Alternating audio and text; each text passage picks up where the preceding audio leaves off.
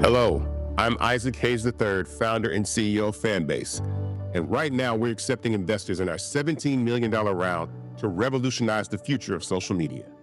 Today, for just $399, you can own 60 shares of stock in Fanbase at $665 a share. Go to startengine.com/fanbase and invest today. While the big platforms have grown too massive and disconnected from their users, Fanbase is building a platform where creators and users truly come first. We've already raised $4.8 million from everyday investors who believe in this vision, and now you can join them.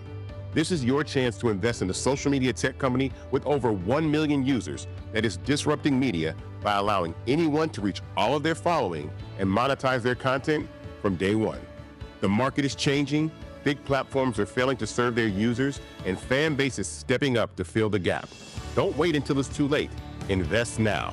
Invest for yourself and your future. Go to startengine.com/fanbase and own the future of social media.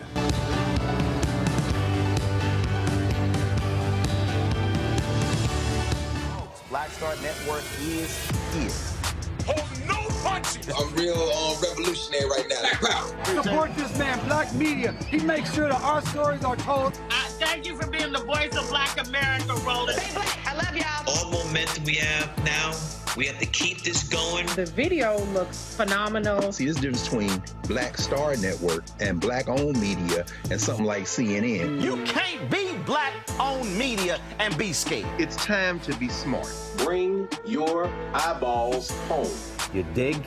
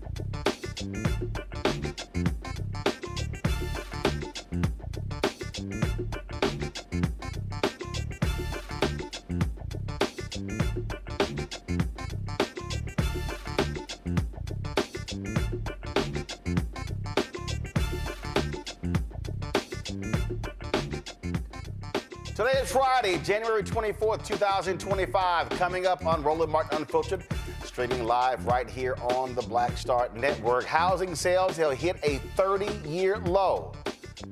Big problems, low inventory, high borrowing costs have made it nearly impossible for people, especially African Americans and other minorities, to purchase homes. We'll talk with the National Association of Real Estate Brokers president about this problem. The twice impeached, criminally convicted felon-in-chief Donald Trump demands voter ID as a condition for California to receive federal aid for the devastating wildfires. You know, he lost California, but he's giving no conditions for North Carolina to receive federal aid. A manifesto posted by the black high school shooter in Nashville, Tennessee, reveals chilling details about his motives and mentions, including Adolf Hitler and Candace Owens, as his inspirations. Folks, we've been warning for years about how MAGA would do all it could to dismantle diversity. We'll discuss how sweeping executive orders have eliminated diversity, equity, and inclusion efforts, and how tech companies have also been doing it. By the way, Target also announced changes to their DEI plans today as well. No charges have been filed in the December beating death of a black man in New York by correction officers.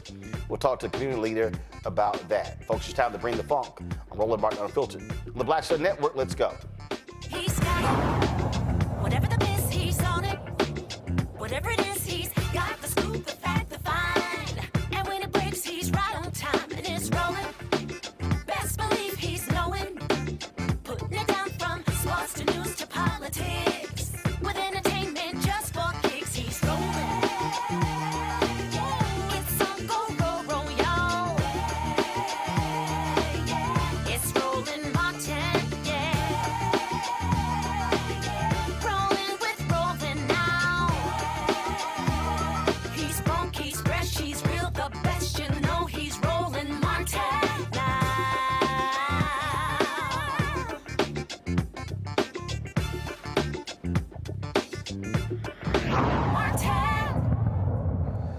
Folks, home ownership, significant issue in this country. I have been telling y'all this for the last 5 years, that the problem in America is low housing stock. As a result of low housing stock, the current homes have dramatically increased. Guess what?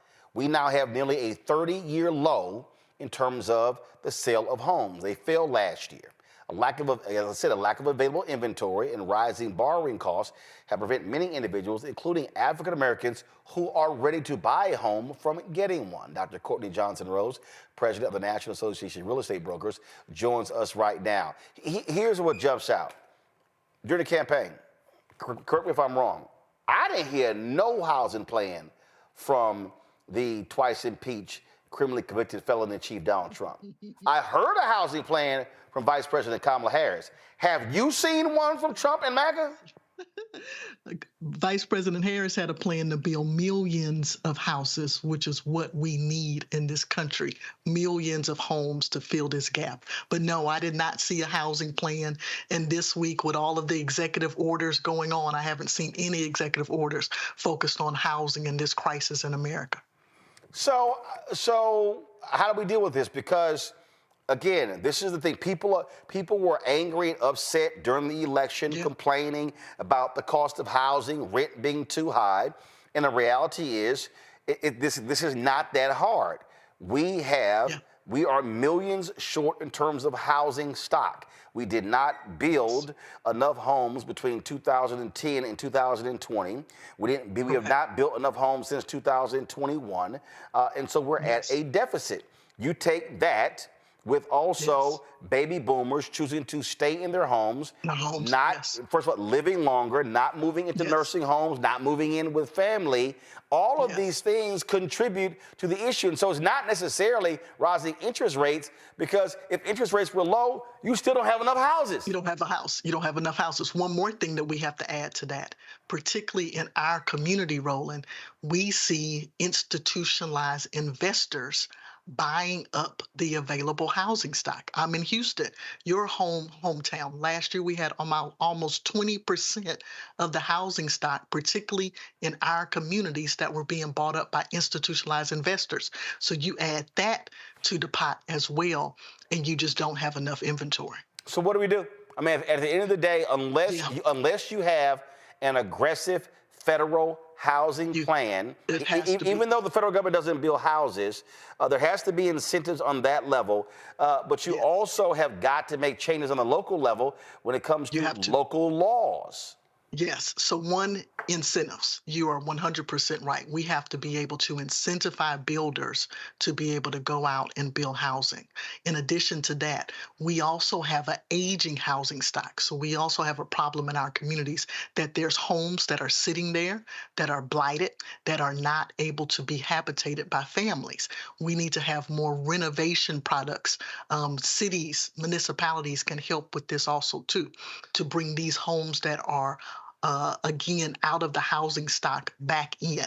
We also have in our neighborhoods a lot of infill lots that have never been built on, but there's hard regulations and zoning laws that keep those homes from being able to be built. So again, it has to be a concerted effort. You're right, it has to be federal with incentives. It has to be local and statewide also to help us overcome this particular crisis.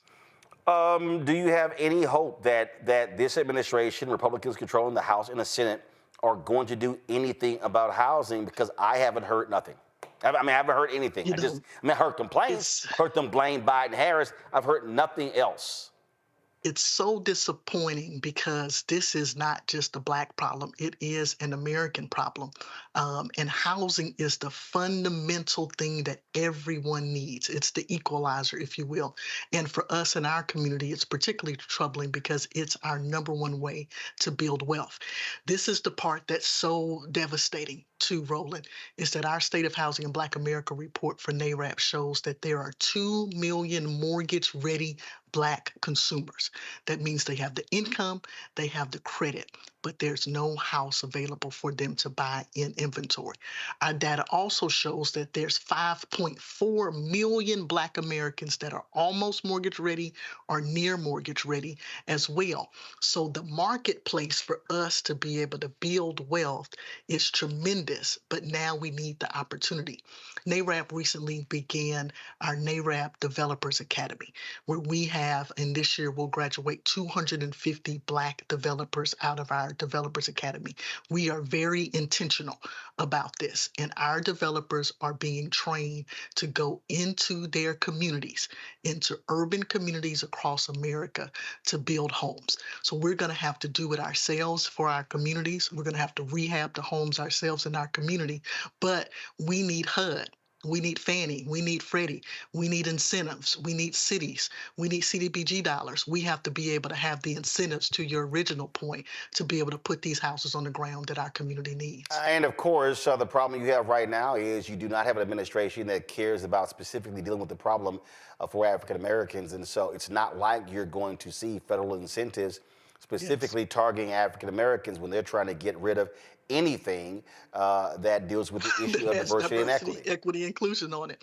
And the other biggest problem, I can't stress on this enough, is we have to advocate, and NARAB is getting very serious about this in 2025, against institutionalized investors.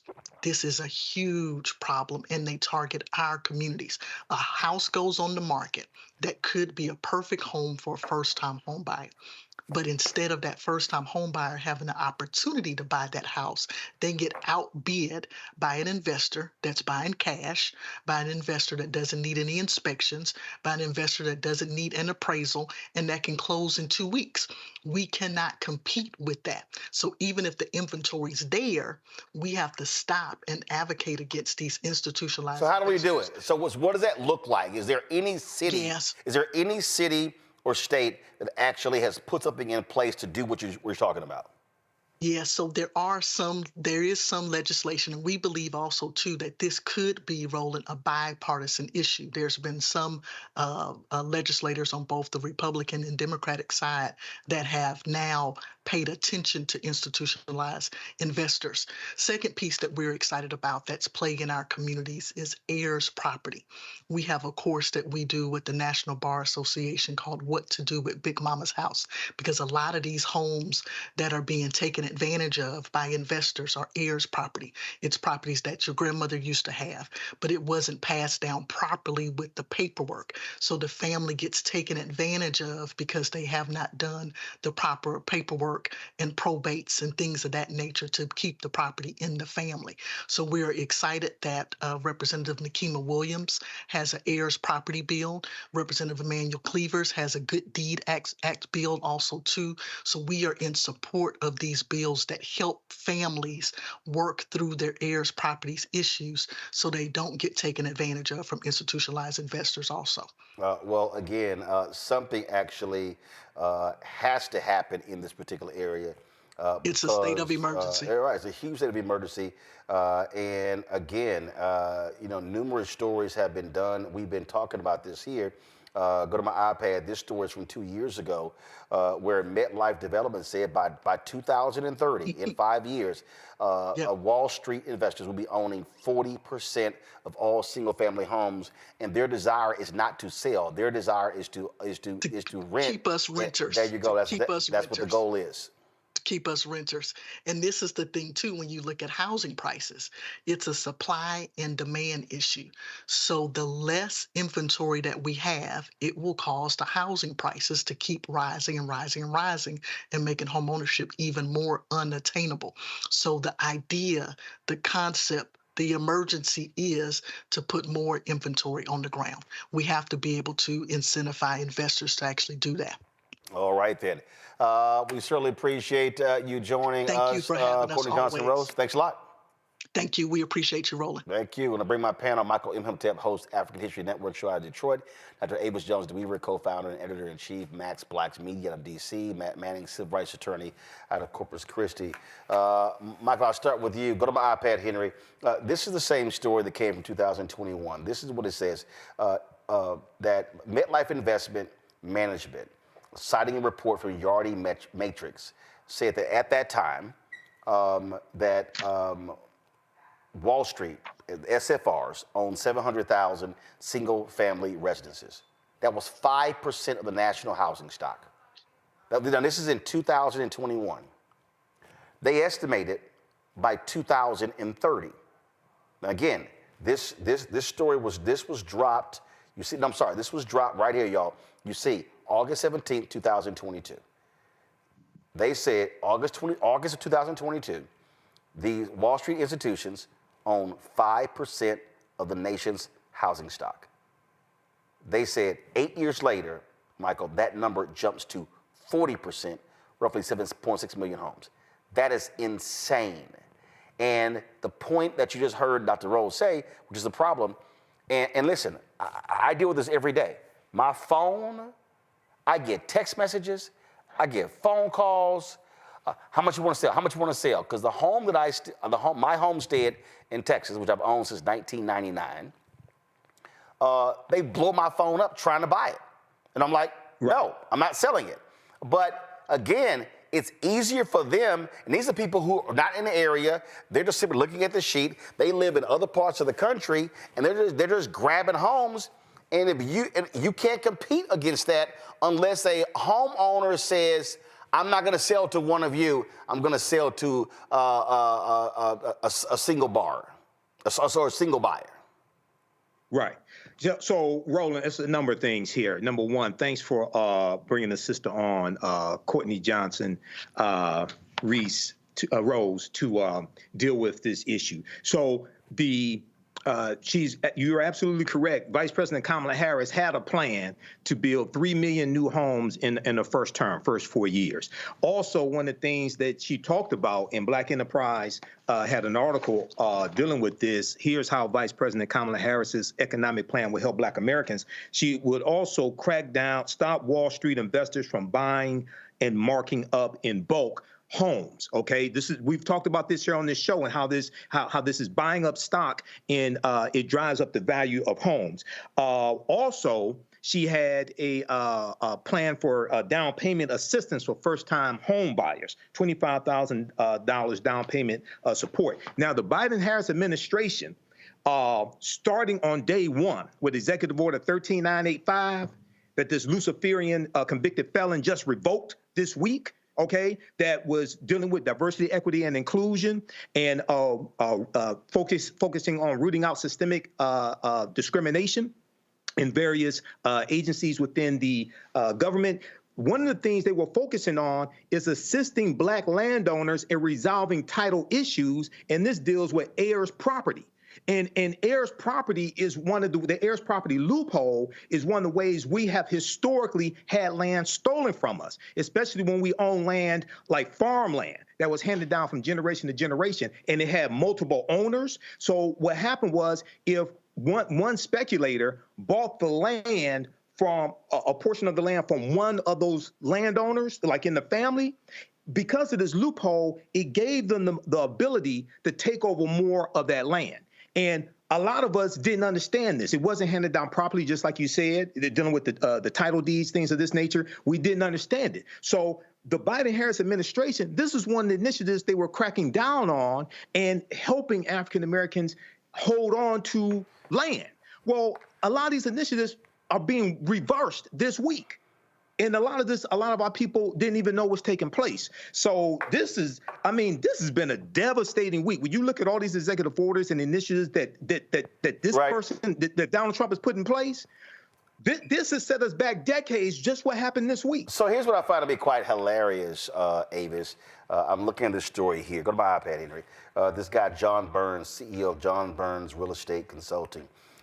He says in an article that conversations around institutional ownership need to be more balanced. Our surveys show the majority of home renters today want to become homeowners at some point, but cannot right now for a variety of reasons that have less to do with the price of the home and more to do with their desire to settle down and stay in one place right now. Many people relocate, get divorced, etc., and want to rent a home for the time being. They may have kids, a pet, and a lot of stuff that won't live well in an apartment. But this is what I love right here. Additionally, Burns said large owners provide a better tenant experience than smaller landlords. They eliminate the fear of being forced to move if the owner sells the home and provides far better customer service and maintenance, he told Multifamily Dive. This is a joke. Most people out here ain't trying to sit here to buy homes and rent. They're not. They're actually just trying to buy a home. The issue we have here are people who want to buy a home cannot. And as a result, what we're seeing is, one, the homes that are being rented are sky high. Apartments are sky high because the owners know they can't go anywhere. And you can't even talk about a homeless problem in America unless you deal with the problem of low home ownership. Absolutely. And the challenge is right now, we have an administration in that just doesn't give a damn in terms of what this would mean for everyday folk who would like to be able to buy a home or would like to be able to at least not have their rents escalate up the wazoo, because you have people who are basically overtaking the market, so they know that they are basically holding them hostage. And so what we have then is an administration that is going to do everything possible to double down on this problem. And it's especially disturbing because, as was just laid out so beautifully, the alternative was clear. The alternative was clear and different, night and day difference between what we have right now. But until we get past at least the first years and maybe even 4 full years of this foolishness, I don't see how we pull ourselves out of this, to be perfectly honest. Here's the thing that I think people have to understand, Matt. There's an ebb and flow in our society. So, for instance, when you look at customer service jobs, Walmart greeters, when you look at fast food jobs, waiters, waitresses, things along those lines. Those have always considered to be transient jobs that, frankly, folks who are younger and less education typically are filling, okay? And then there's an expectation that as you grow older, you become more mature, you move into other areas. And it used to be, we had jobs like grocery cashiers, we had jobs like bank tellers. You had what I call those jobs in the middle. And so they were not white collar jobs, they were not blue collar jobs, but they were sort of right there in the middle. And so you sort of just graduate. Well, those jobs, technology just has wiped those jobs away. So now the people who would normally be in that middle tier, and they don't have the education to be in the upper tier. So what happens is they now fall to the lower tier jobs, which means that the people who normally would occupy the lower tier jobs, there's nothing below them. Well, if you look at the housing, it's the exact same thing. You have a natural transition. That is, you turn 18, 20, 21, you leave your parents' home, then you get your own apartment.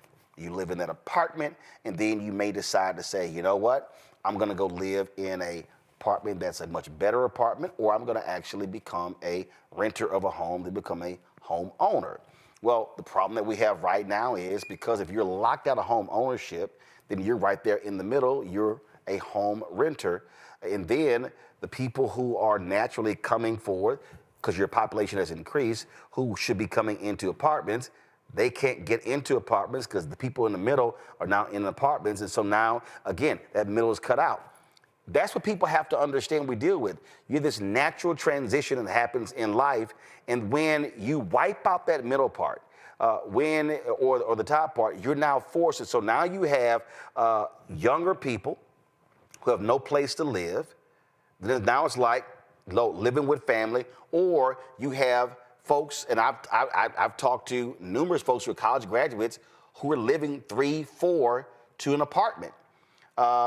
It's like commune living, and you have policymakers who do not want to deal with this because Republican policymakers, they are completely in bed with Wall Street.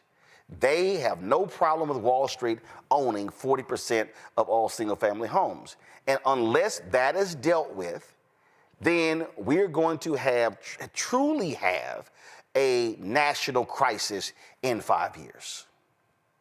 When you look at the people who attended the inauguration and where they sat in proximity to the president, I mean, that asserts your point. When you look at, these titans of industry who are all now capitulating to Mr. Trump, excuse me, because they're worried about their bottom dollar, I think that goes to your point. And, I'm really glad you talked about policy, because that's part of what I was thinking in some of the prior conversation on this. Is one of the big issues is that this is just unfettered capitalism. We don't have local governments and state governments who are doing anything to tamp this down. I like the idea that Vice President Harris had a plan to build a record number of houses, but the problem with that is none of that matters if you don't have other controls that keep the prices within people's reach, to your point. And that's part of the issue.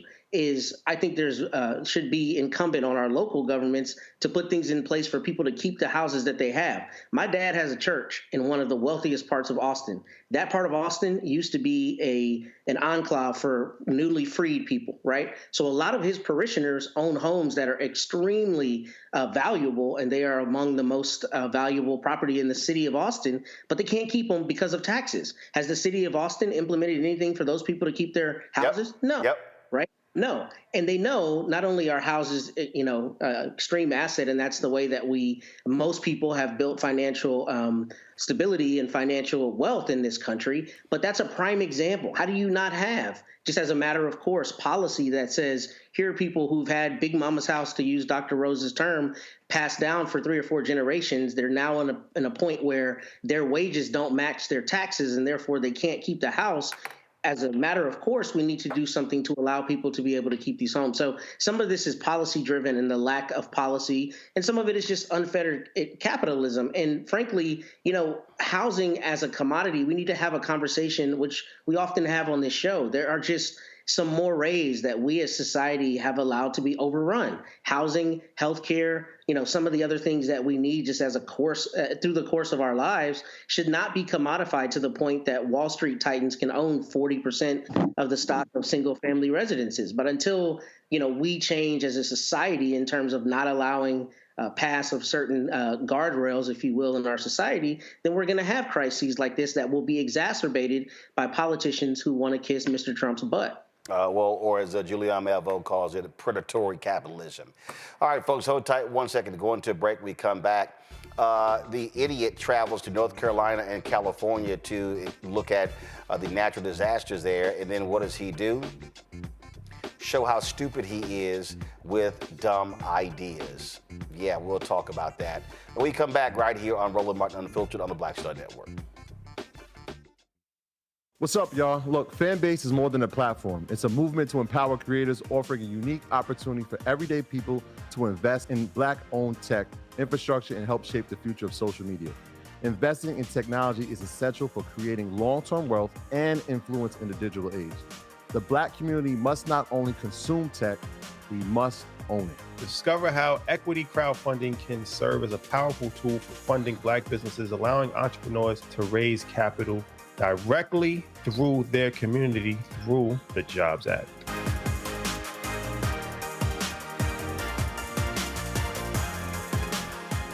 Next on the Black Table with me, Greg Carr. There's a lot of talk about the inevitability of another civil war in this country. But on our next show, we'll talk to a noted author and scholar who says we're actually in the middle of one right now. In fact, Steve Phillips says the first one that started back in 1861, well, it never ended. People carrying the Confederate flag, wearing sweatshirts saying MAGA Civil War, January 6, 2021, stormed the U.S. Capitol, hunted down the country's elected officials, built a gallows for the Vice President of the United States, and to block the peaceful transfer of power within this country. On the next Black Table, here on the Black Star Network.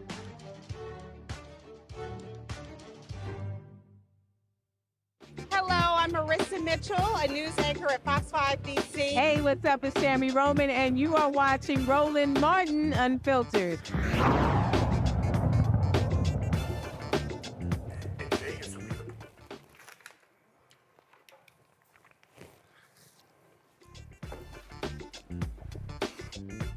Well, the criminally convicted felon-in-chief traveled today to California and North Carolina, both that have been hit with natural disasters. And what did he do? Offer some absolutely, completely dumb ideas.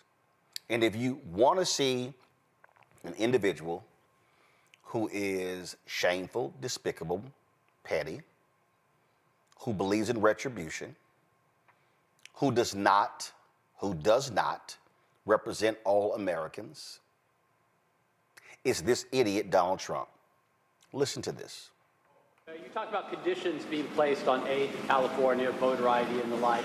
Are there any conditions that you're going to put on aid to North Carolina? We're going to do a lot for North Carolina. Yeah. They've been very slow. I don't know why it's been so bad. This has been one of the worst I've seen. Katrina, of course, was something that obviously that was a long time ago. That was not good. But this has been very slow. I don't know if that was for political reasons because they lost the state. Biden lost the state. Maybe he felt he doesn't care. Maybe there were other reasons. I don't know. But this has been very slow. By any standard, this has been very slow. And we're gonna make up for lost time. No conditions. You're going to push for aid. Well, in California, I have a condition. In California, we want them to have voter ID so the people have a voice, because right now the people don't have a voice because you don't know who's voting, and it's very corrupt. And we also want them to release the water. If they released the water, they wouldn't have had a problem. If they released the water when I told them to, because I told them to do it 7 years ago, if they would have done it, you wouldn't have had the problem that you had. You might not have even had a fire.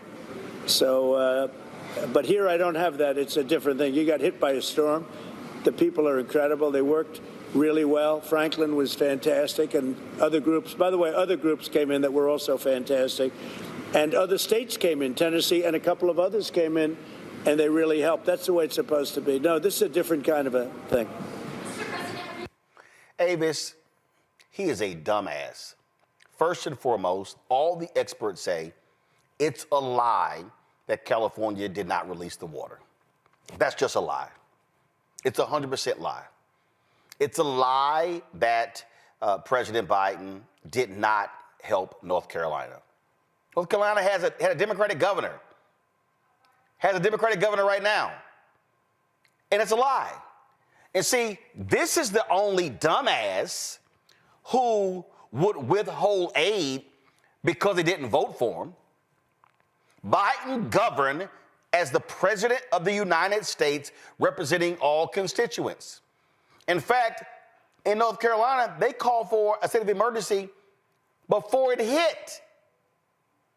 But the idiots out there who voted for this, this is what now we're dealing with. And it's like, oh, so you want voter ID? Oh, they can't pick who they want because it's voter fraud. No, he's just pissed off he didn't win the state.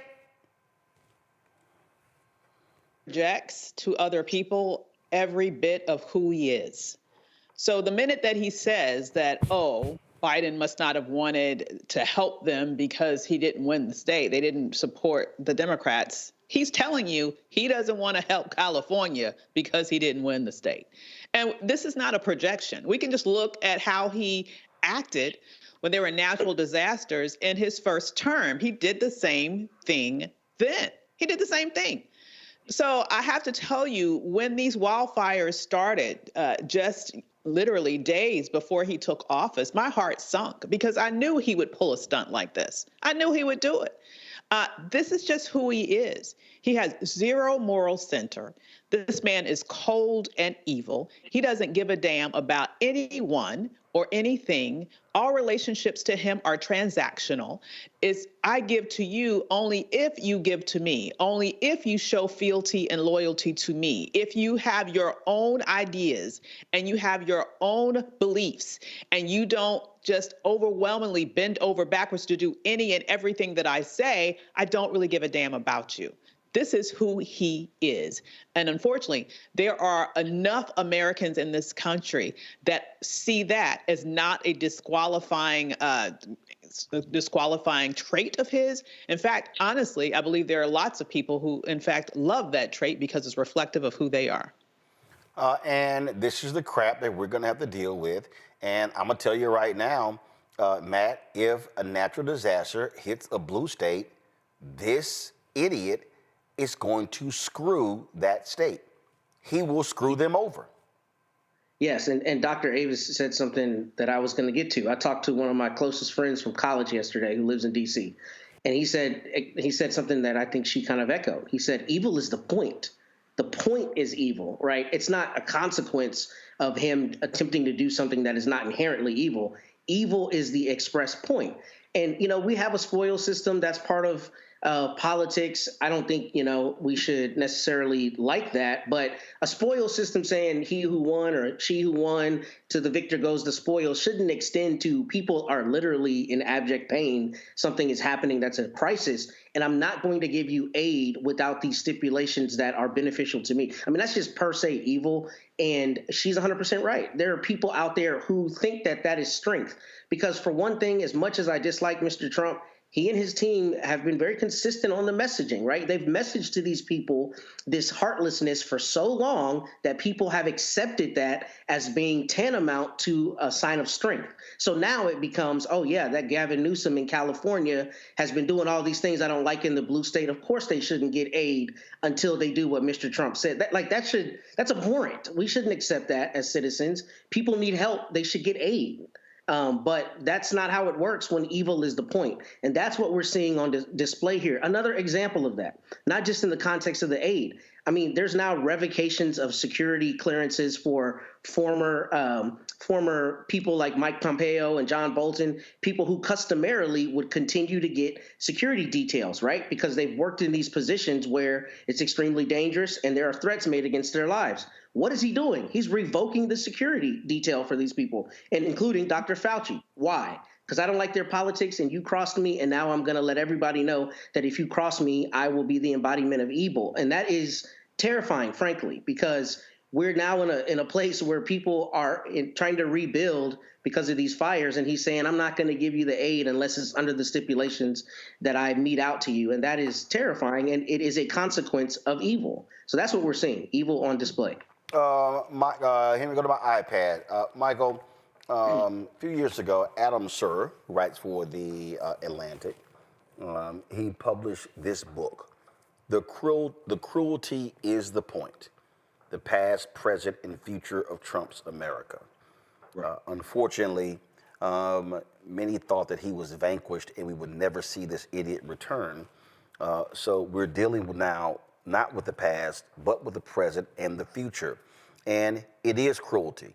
It is about, and we were told, and see, all these Republicans tried to deny it, but during the campaign, we were told by former aides of Trump that he was not going to assist a natural disaster in California until his aides showed him the affected area was Orange County and they voted for him. And this is what this thug does. And this is why I call him a thug. What this thug does, something happens and he goes, did they vote for me? Oh, they didn't? The hell with him. That is literally how he governs. And you have a Republican Party who doesn't care, who accepts that, who encourages that. There are no guardrails. And so you're screwed. If you are a state that voted, if you are in Minnesota, New York State, New Jersey, any of the eastern states, if you are any of those states that voted for Vice President Kamala Harris, Colorado, New Mexico, pray y'all do not have any natural disasters for 4 years, because this thug is not going to come to your aid. And then what he will do is, and if he does come there, he's going to insult your leadership like he insulted Senator Adam Schiff. And I'm going to play that soundbite. That was just, again, he's a callous, petty, pathetic asshole. Yeah. Yeah, and you know, Olivia Troy, that worked in the first Trump administration, she has been on MSNBC a number of times talking about how they had to show him voter data from a county I think it was a county in California, showing, hey, these people voted for you. Michael, I just said that. That's what I said. They showed him. I just showed him the data in Orange County. It was Orange County. I'm backing up what you said, but you gotta back up what I said. I said it. I'm just saying that it was Orange County. It was specific. I'm agreeing with you, Roland. Right, but disagree. You ain't gotta repeat it. Just go. But I already said it was Orange County. Let me go to my next point. Okay. Washington Post today dealing with this Trump trying to put a stipulation on aid to California.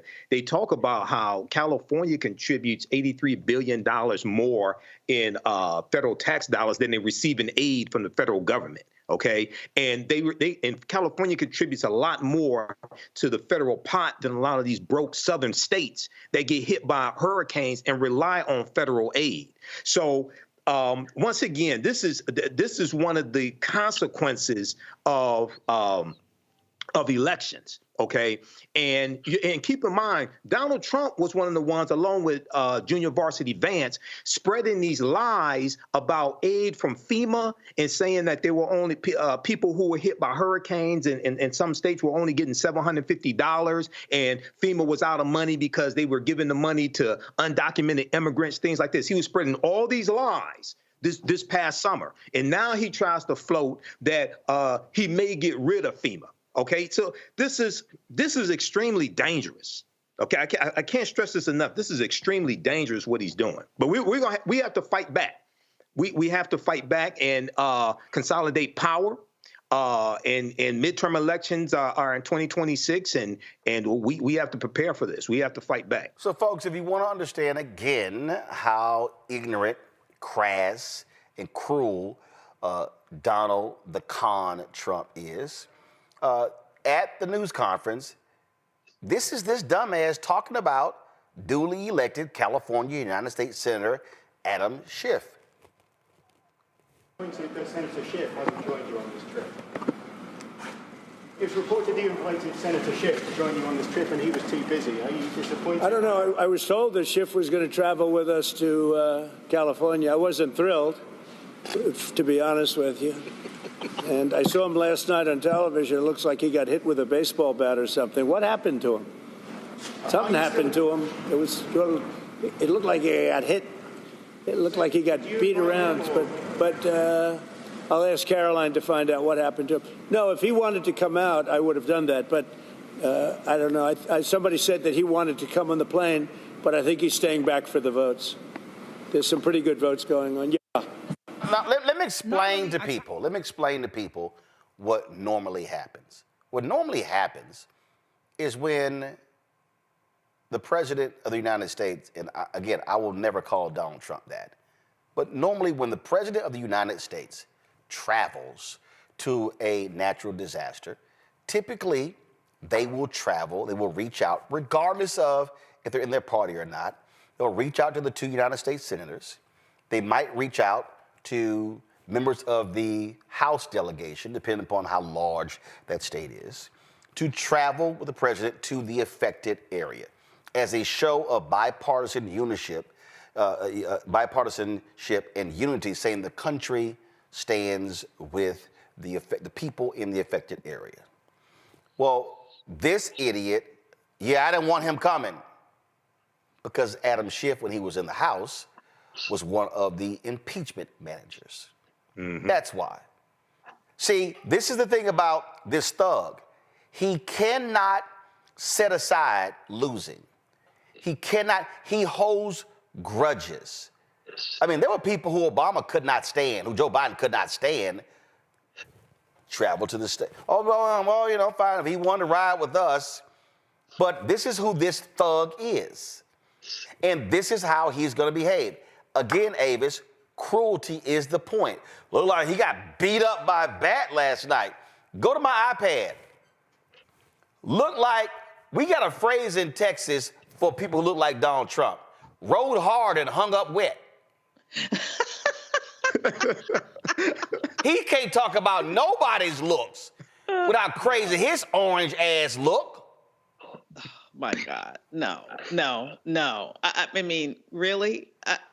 No, he does not. That's the last thing he needs to comment on. But you're right. He still is pissed that he was impeached. He still wants to exact some level of revenge against those folk who participated in that impeachment, which is why it was smart of President Biden to provide protection for those individuals who would be targeted by this man, because everybody knows the character of this person. And what you're saying is true. There are folks that can't stand him, I'm sure, but still have to interact with him. I mean, did we all not see how the Bidens were gracious to him in terms of this transfer of power when this fool couldn't even come, not only had his minions perform that violent insurrection at his direction, but he himself did not even show up at Biden's inauguration, right? And there's so many examples of this, but this is who he is. And he is just this petty, like schoolboy. I don't know that if developmentally he has moved beyond a middle school bully in terms of his brain development, because that seems like who he is, in addition to being this narcissistic individual who has no one or anything in his mind that is important other than his own aggrandizement and things that he himself wants.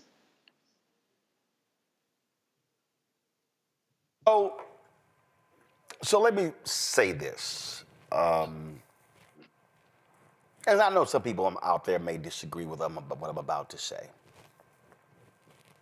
But I made this point I made this point before the election. I made this point after the election. I made this point at the inauguration. There's a reason why I said, that Vice President Kamala Harris, as well as President Joe Biden, shouldn't have gone to the inauguration. And see, this is the problem. This is the problem. This is the problem with Democrats.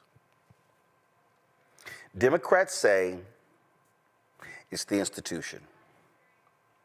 Democrats say the institution matters.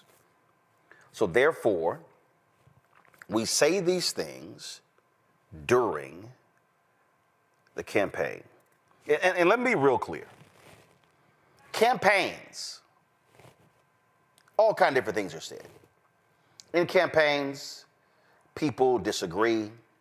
In campaigns, people say things about this person and that person and, what they do and how they respond and things along those lines. But the problem for me is that when you show up, what you're doing is you are giving him respect that is not reciprocated. What you're doing is you are treating him like he is normal when his behavior is abnormal. You are treating him with a sense of morality when he's immoral. And so there were members of Congress, Congresswoman Jasmine Crockett, Congresswoman Alexandria Ocasio-Cortez, Congresswoman Ilhan Omar, and others who said, hell no, I'm not going to the inauguration. Hell no. I cannot treat you and give you respect and the respect of the office with how you behave. When Trump and Melania, that birther, when they go to the White House, Biden's welcome to them is welcome home.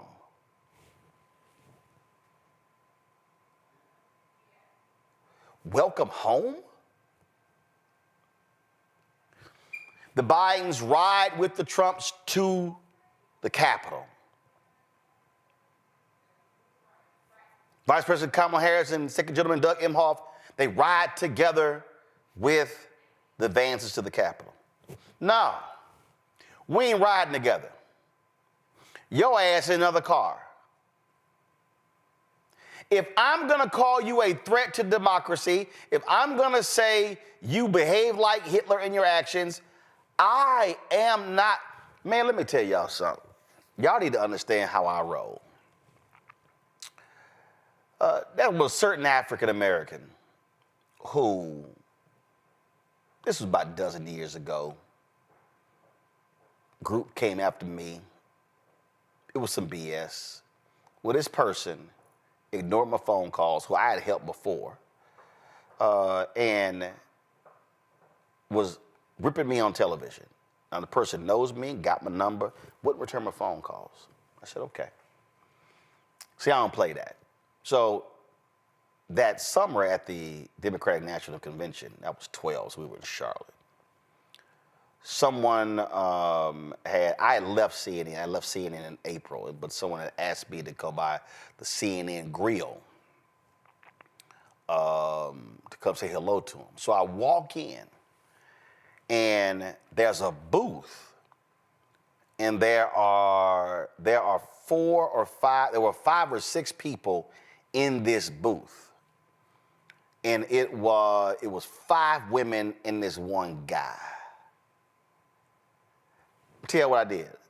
I spoke to her,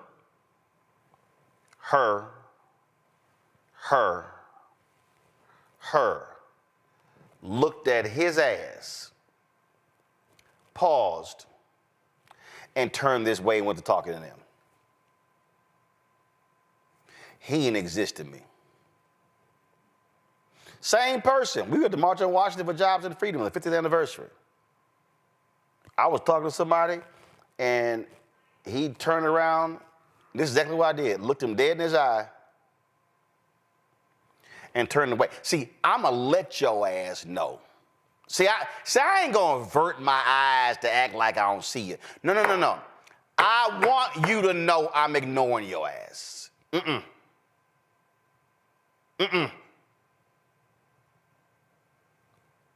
want you to know I'm ignoring you.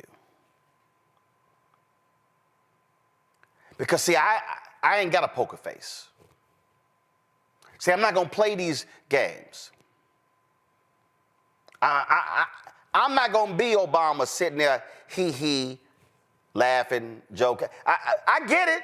I get, you know what, being nice, being cordial. I get all that. That ain't in me. I can't front like that. Not when I know you're evil. Not when I know you are flat out an agent of Satan. Not when I know. See, you've already shown me who you are. As Maya Angelou said. When folks show you who they are, believe them. You've already shown me. You've already shown me how you were before the election in 2016. Then you showed me for 4 years. Then you showed me how crass and nasty you were after the election. See, I am not the go along, get along dude. Can't happen. Can't do it. I don't care who you are. Listen, you could be a family member. Y'all need to understand, I'm just built a little different. I spoke at my parents'. It was men's month. The church asked me to be the guest speaker, preacher, whatever you want to call it. And I stood up there and I talked about how I don't like sorry men. I said point blank, I don't like sorry men who don't take care of their responsibilities. I said, like my sister's husband. Oh, yeah. Well, no, ex-husband. His ass was sitting right there on the front row. I ain't had no problem because he's sorry. God rest my sister's soul, but that dude was sorry. And when I saw him at her funeral, say, dog, don't even. See, I don't play that. I don't play that. This is what Congressman Ilhan Omar said on CNN about this very issue. For your party overall, now that Trump is in office, we're not seeing the same kind of response that we did in 2017 when he first took office. It seems like Democrats are lost. And tell me if you disagree with that in terms of strategy and what comes next. And, you said that Democrats who attended the inauguration and called Trump a threat to democracy were essentially being hypocritical because why would they go if that's what they really believed? For the Progressive Caucus and for progressive Democrats and all Democrats. But also, you have to remember, Trump himself did not attend Biden's inauguration. Yeah. Even though he was the outgoing president that was supposed to, help with that transition. They didn't have the decency to invite the Bidens to the White House. And so just the level of indignity that they'd shown and disrespect to tradition, to me, said no one should show him dignity and respect. Do you think President Biden handled that wrong? Because, he greeted him, he said, welcome home, he left him a letter. I mean, he followed all of the traditions that typically you see an outgoing president follow. President Biden has always been a real American, a patriot, and I think the fact that he did not have a peaceful transition and it was challenging for him, wanted to show the American people how to do it and remind them. And I think there were some exceptions of some of the folks that could have been there for that sort of purpose. But to have the mass number of people that showed up that really didn't have a reason to be there. You think more Democrats should have skipped it? Yeah, to me, it sent the wrong message. And what is that message? See, this is real simple. We ain't going along to get along. Here's the reality, Matt. You can still have a peaceful transfer of power. I'm just not going, I am not going, and I know people say, no, you got to be the bigger person. You got to be the better person. You know, so, you know, it's like, it's for the good of the country. But there is nothing good about this Satan, this agent of Satan. There's nothing. And he is not going to return it. He'll sit there and say, oh, thank you. Oh, when he sat with Biden, yes, we had a very cordial conversation. But you didn't do that when Biden won. Donald Trump wants everybody to worship and bow down to him and give deference, but he does not want to reciprocate. I cannot do it. Your thoughts? You know, I need more of that dog in me. I'm a little too nice sometimes, so I can appreciate that perspective. But jokes aside, you know, I'll say I struggle with this because I agree with you. I don't think we should be fake. I don't think we should spend time around people we don't actually like. I think we should keep it 100 at all times.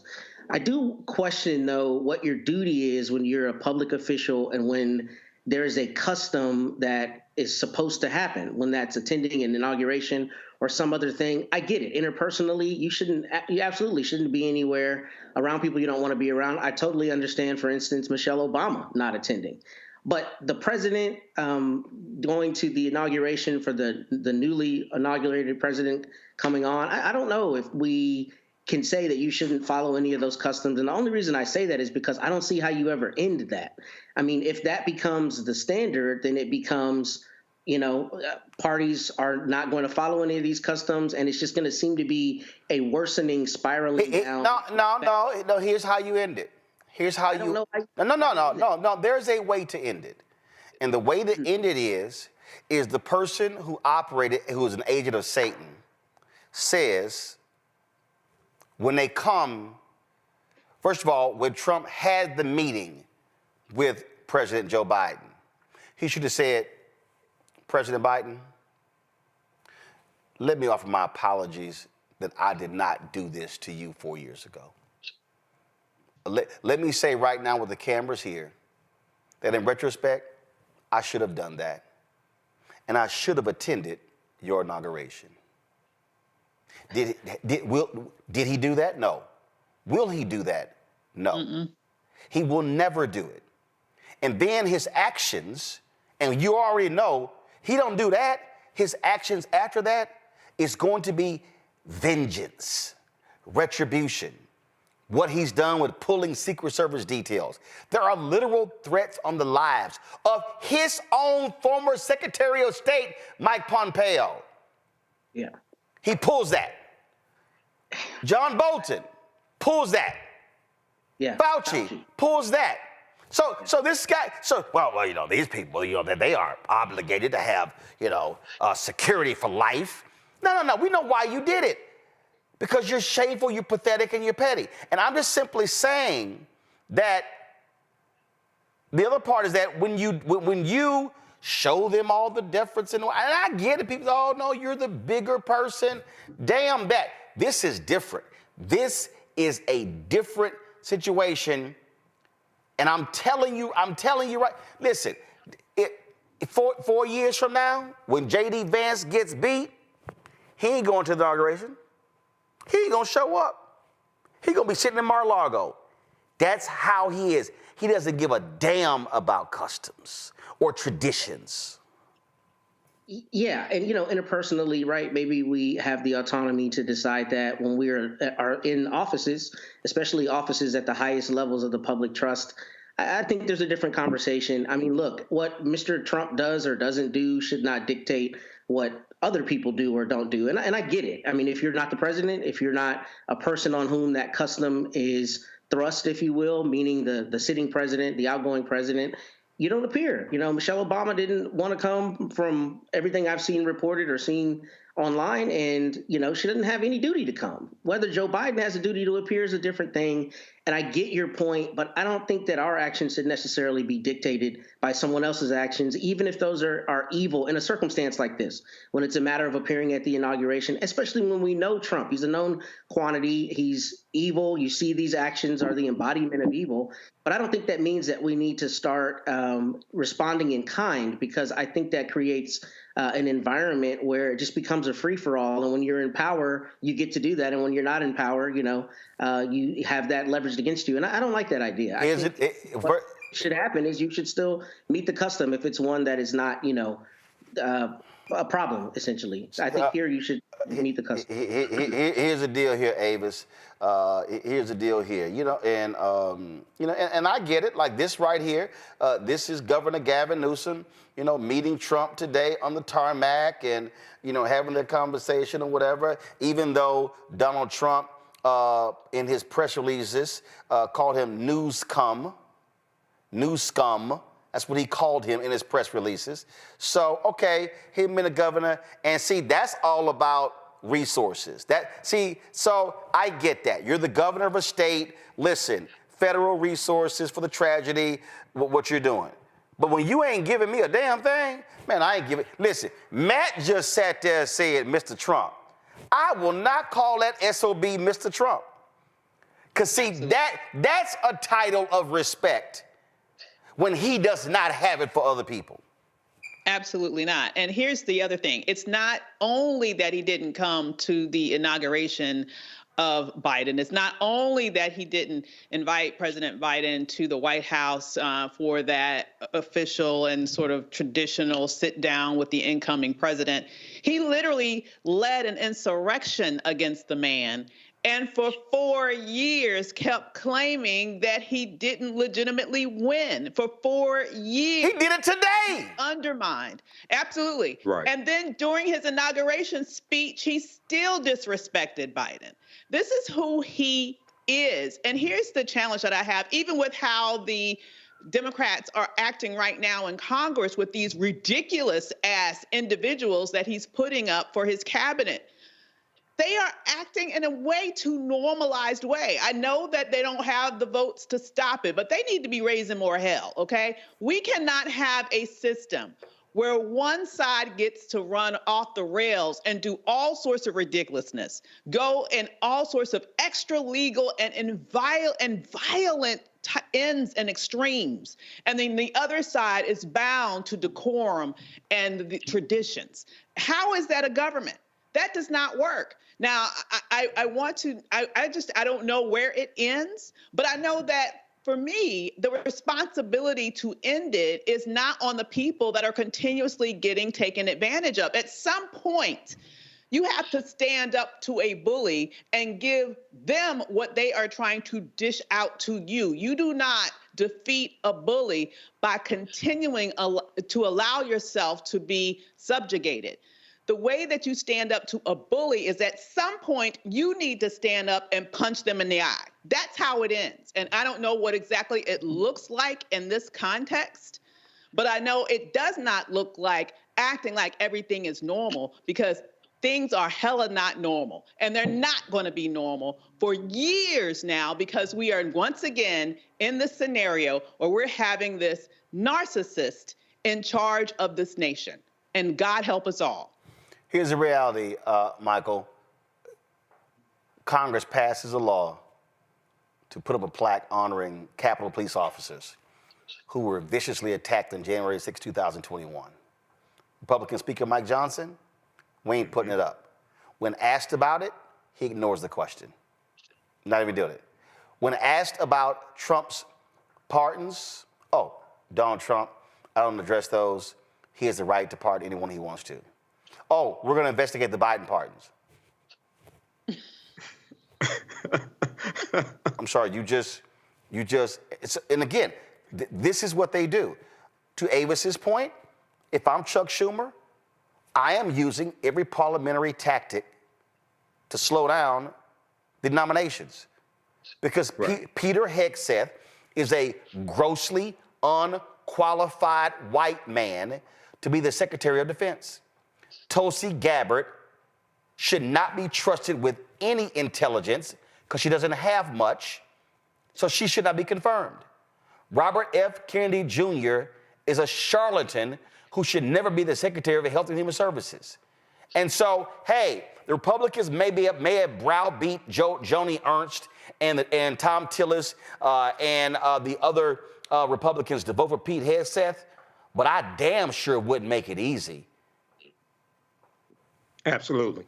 So with this here, you know, Biden is an institutionalist, but here, you know, I can see the argument saying he should not have attended because it gave a sense of normality if you were just sitting back watching this and you don't follow the everyday minutia of politics.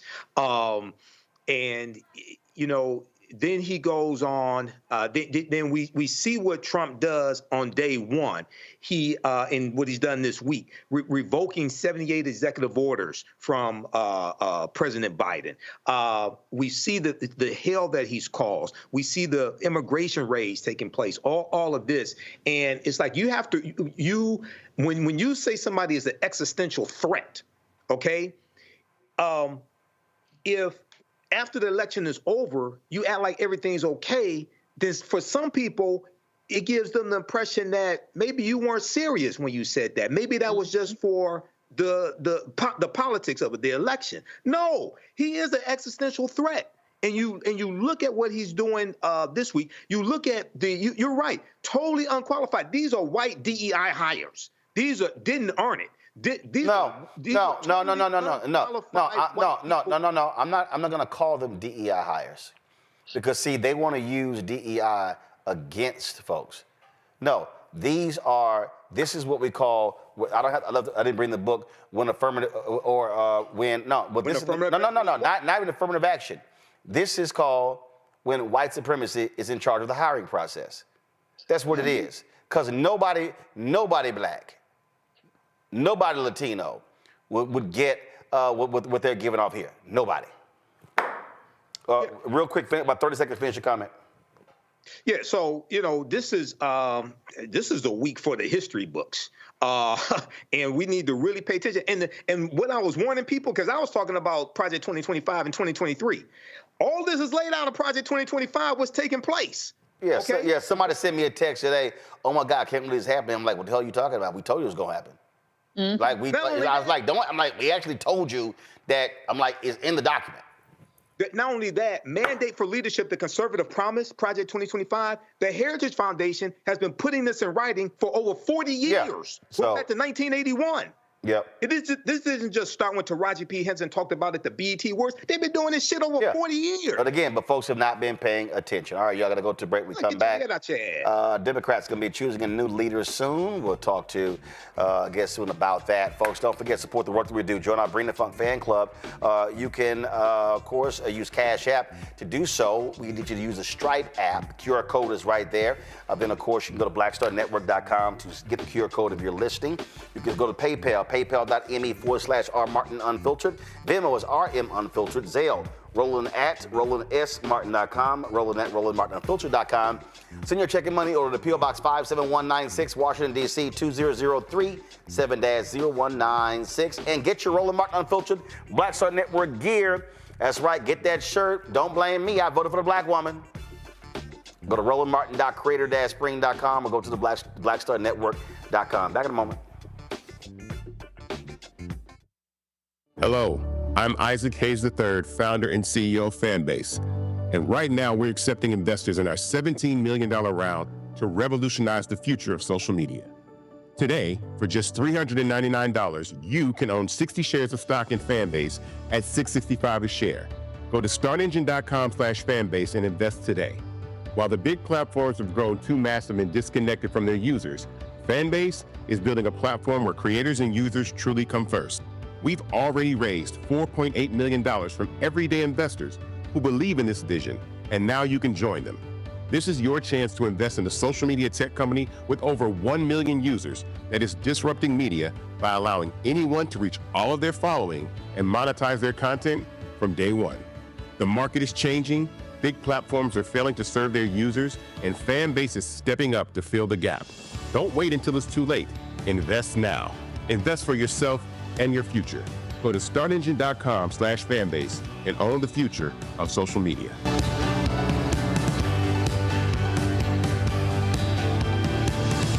Soon to the Black Star Network. Well, y'all, when you're on that stage or when you're and you're seeing 2 and 3, 4 generations in the audience, that's got to speak to you about the power of what y'all have become. Oh, most definitely. I think we were doing our show before our tour, before our break, and remember, I was watching this kid. I could not take my eyes off him because he was about 9 or so. He was sitting in the front row with his over on the right-hand parents. side. Yes.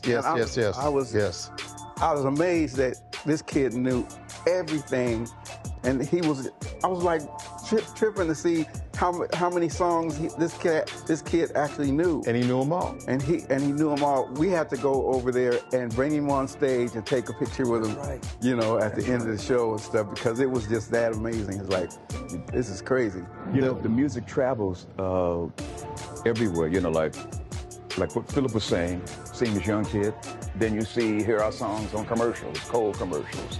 Then you have the younger ones that hear our music in animation.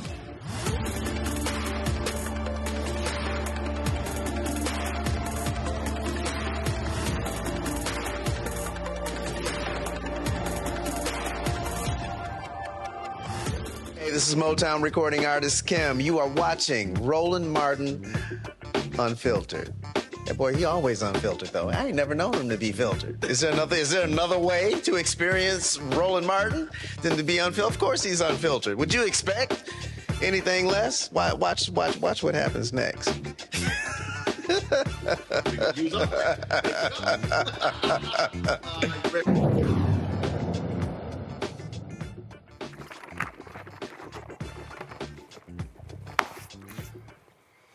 All right, folks, February 1st, Democrats will choose a new leader of the Democratic National Committee. 8 candidates running. Really, you got about 3 candidates who are serious. We've had 2 of them on the show. You can go ahead and show. These are 5 of the 8 candidates. We've already had Ken Martin on the show, Martin O'Malley on the show. I don't think for a second Rahm Emanuel should be even remotely considered for this job. And Ben Wickler is going to be on the show on Monday. So look forward to that conversation. A lot of people are talking about what needs to be had. Dr. Zachary Kirk, educator and content creator, joins us right now. He's, of course, he's with the group that I'm working with, a collection group called Chorus. And Chorus they actually streamed a discussion with the various candidates. And Zachary, this really is critically important. And obviously, they need someone who can raise money. Obviously, you need somebody who can articulate a resistance plan of action. But you also need somebody who has to completely upend the white boys and girls club of the DNC when it comes to who controls it. Because what you have a consultant class who is just simply getting richer and richer in running these presidential, U.S. Senate, congressional, gubernatorial campaigns. And in many ways, they do awful jobs. Roland, I agree 110%. I just got an email today from James Carville. When you talk about the consulting class that has been here for a very long time, we're talking about people that really are no longer having their hand on the pulse of what's happening in the Democratic Party, and maybe, unfortunately, I hate to say it, even with mainstream America. So I couldn't agree with you more. And I think it's essential that the DNC delegates who are going to cast their votes for someone who has a robust vision for the future and that plans to move beyond that consultant class to get down to the everyday working class people that we need in this country to be mobilized to restore democracy. What I've said to O'Malley and what I said to Ken Martin, what I'm going to say to Ben Wickler is going to be very simple. And that is, you need to understand you can't make assumptions about who is going to vote for you. You actually have to talk to people, communicate with them, lay out a real vision and deliver for them. Otherwise, people are going to choose the couch. Every time. And that's, there's so many people having conversations about this last election, and so many people talking about what can we do to win over the voters we lost to Trump. The reality is, it really isn't about winning over voters that voted for Trump. It's really about getting people off the couch. There are so many people who look like you and I who just chose to sit this one out. They're the ones that we need to be talking to. They're the ones we need to find out what was it that disenfranchised you. And we know there are so many things moving in the background.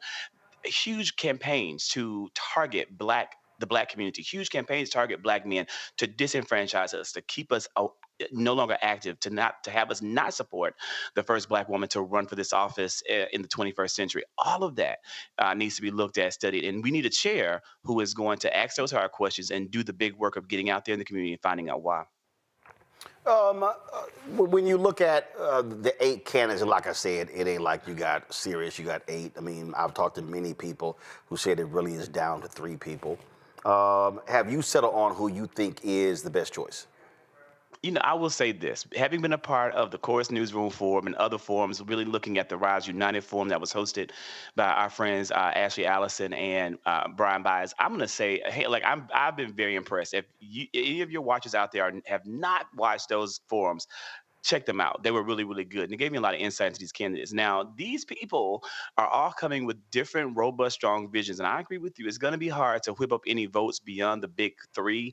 But I think they're all pretty strong candidates. And I hope that all of them, including the ones who have dropped out, like Scoofus from New York, I hope they all kind of come back together and really contribute to moving the party forward, because there were some great ideas out there. So from the big 3, I can't tell you that one emerges more so than the other. They're all very equal in my eyes. I've been following it very closely.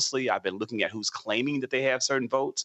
It seems as though right now, according to what I am seeing from the candidates, you know, Wickler and Martin are both saying they have about 151 pledged votes of the 400 plus, I think 423 that are out there. So it seems as though they are trying to set themselves apart from O'Malley and be that front runner. But I think all 3 of those guys are strong, and they each have a different and distinct vision for how they want to go. But one thing I've heard that's been consistent from all of those 3, each of those candidates, each of those men, has been that they all want to move in a different direction than just simply relying on that consultancy class. When it comes to this race, this is some of the video from that Chorus forum. Folks, you can check it out on YouTube. You know, I know some folks who are not happy at all that you have no black candidates who are running. Obviously, Jamie Harrison, African American, who is stepping down, has been a DNC chair. So, your thoughts on that? Have folks been talking about that? We have, and I do want to, shout out and recognize Dr. Quintessa Hathaway. She's an educator, and she ran for Arkansas' 2nd congressional district in 2022. Now she is running. She's qualified. She has qualified to run and will be on the ballot. And I think she has not shared the vote whip that she's gotten thus far. Wishing her, of course, the best. But for the most part, I think that you're very right. She's running? Angry. I literally, Quintessa Hathaway. I haven't had anybody even reach out to us about her running. I wish she would have. I wish her people would have reached out. What's her? Hold on. Let me just double check. Quintessa? Yes, Dr. Quintessa Hathaway from Arkansas. She ran for Arkansas' 2nd congressional district in 2022. Let me see. Let me check here. Let me double check here. Okay. I'm gonna see if I can find an email. Make sure it didn't go to the spam. Go ahead. Looks like it went to. Okay, it went to spam. But Quintessa, you sent an email the day after Christmas. So we definitely hope Baby, I was in Jamaica. All right, I'm gonna forward this. Right, this went to the spam folder, but it came in the day after Christmas. That is not when you send an email trying to get on the show. I'm gonna forward this to my producer. But go ahead. Been sending email after email after. Only one email was sent. Only one email was sent. Where you got to be. I mean, the voice of Black America, hands down, without a question. I want to take a moment and recognize, Chair Jamie Harrison for the great work that he's done and the successful tenure he has had continuously throughout, with the House flipping the Senate, doing some great work in that time frame as America faced a lot of challenges and a lot of uphill battles, continuously being on the forefront and having the innovation to bring people like Elizabeth, who was on the show the other night and on Wednesday with you, and then bring people like me into the party and letting our voices be amplified to amplify the voice of the DNC. So huge shout out to him for that and huge thanks. And I think that, I would be remiss if I didn't recognize all that he was up against from that consultancy class, from the old head, the old guard that don't look like us, that want to maintain and keep the party a certain kind of way, and that they only want to gatekeep and let certain Black people have a say and have a voice. And Chair Harrison did a great job of kind of breaking that down some. And I'm hopeful that new leadership will come in and continue to erode that further, because everyone should have a right to have a say and be heard in our party. Questions go to our panel. Matt, you first. My question is, who do you think has the best plan to retake the White House and to steer us in a different direction? Because for all the conversation that we have about, Democrats and them being weak and that kind of thing, I think that is a sentiment that's out there. And I think people, unfortunately, especially in places like where I live in Texas, just feel like, what's the point? Like, the Democrats are just not going to be effective. So I'd like your thought on who you think will be most effective in countering a lot of the phenomena we're seeing right now. I'm a very honest, I'm a Scorpio, just like Roland, right? And I can take the filter off real quick and real fast. But I don't know if you're as petty as me, but go ahead. Not in public, Roland. I'm not as petty in public, but behind closed doors. My friend, a different story. So I'm going to keep it 100% real and just tell it flat like it is. Now, I'm going to give you two answers to your question. In regards to who I think may be the biggest fighter, who can really hit hard, I'm not going to lie to you. I'm a fan of Ken Martin for that particular part. In terms of a battle strategy, absolutely. Wickler is a very nice guy. He's building a strong coalition, but we need a fighter. And you said fighter, I'm going to say Ken Martin. But in regards to who's going to appeal to the people that you're talking about in Texas, I'm really going to have to tell you that I think that O'Malley would be the person who would probably best relate to the Texas voter, because he is very knowledgeable and he moves very well in established spaces. And I think that many of our Texas Democrats, that's what they respect, and that's what they, I think, would respond to. So two names of the big three emerge as the top two for that question. Avis. Hey there. So immediately following the election, I was probably one of many people that was pretty pissed with the messaging that was coming out of the traditional Democratic ilk, seemingly, blaming the loss on too much wokeness, which was absolutely on Black ridiculous. People in general. They were blaming on Black people, period. That's what they were doing, hands down. Very, very insulting to the primary base, the core base of the party. You can say everything bad that you want to about Donald Trump, and we should, and I do on a daily basis. But one thing he understands is how to play to his base, which the Democrats apparently have not gotten yet. So my question to you is, with the individuals who are running for DNC chair, who do you think would be the best person with regards to respecting, number one, the Black vote, and number two, also bringing in Black consultants that understand how to maximize voting power that they have yet to maximize because they fail to respect it and invest in it in a long-term way? That's a hard question that I haven't thought about. And I have the answer to it. I'm going to go with what immediately came to my mind, and being honest. Like, I'm not going to lie to my girl. Like, I love you guys. I watch all the time. I'm a huge fan. So I'm just going to keep it a buck with you and say that in terms of who I think right now would do the best job of mobilizing and ensuring that Black consultants are at the table and are being a part of the work and doing great things and even having their careers elevated through the experience, and the way that we had someone like Quentin Folks, one of the brightest, sharpest, most strategic Democratic thinkers out there, being elevated under, Vice President, first Biden's campaign and then Vice President Harris, I'm going to have to again say Ken Martin, because he's an extremely progressive thinker, and he's extremely fiery right now in how he's approaching it. Now, the question then becomes, would he be able to work the network to shake out the coffers to get the coins in the bag that we would need? Mm-hmm. And that's kind of where my question or kind of concern may come in that Wickler is more connected. And of course, O'Malley, having been a long time established Democrat in the space, having all the work he's done in Maryland, all across the country, is definitely going to be also, able to do that. But again, Martin is the current vice chair. So I got to be honest, and I got to give that also to Martin. Thank you. We'll keep our fingers crossed. Michael? All right, Dr. Kirk.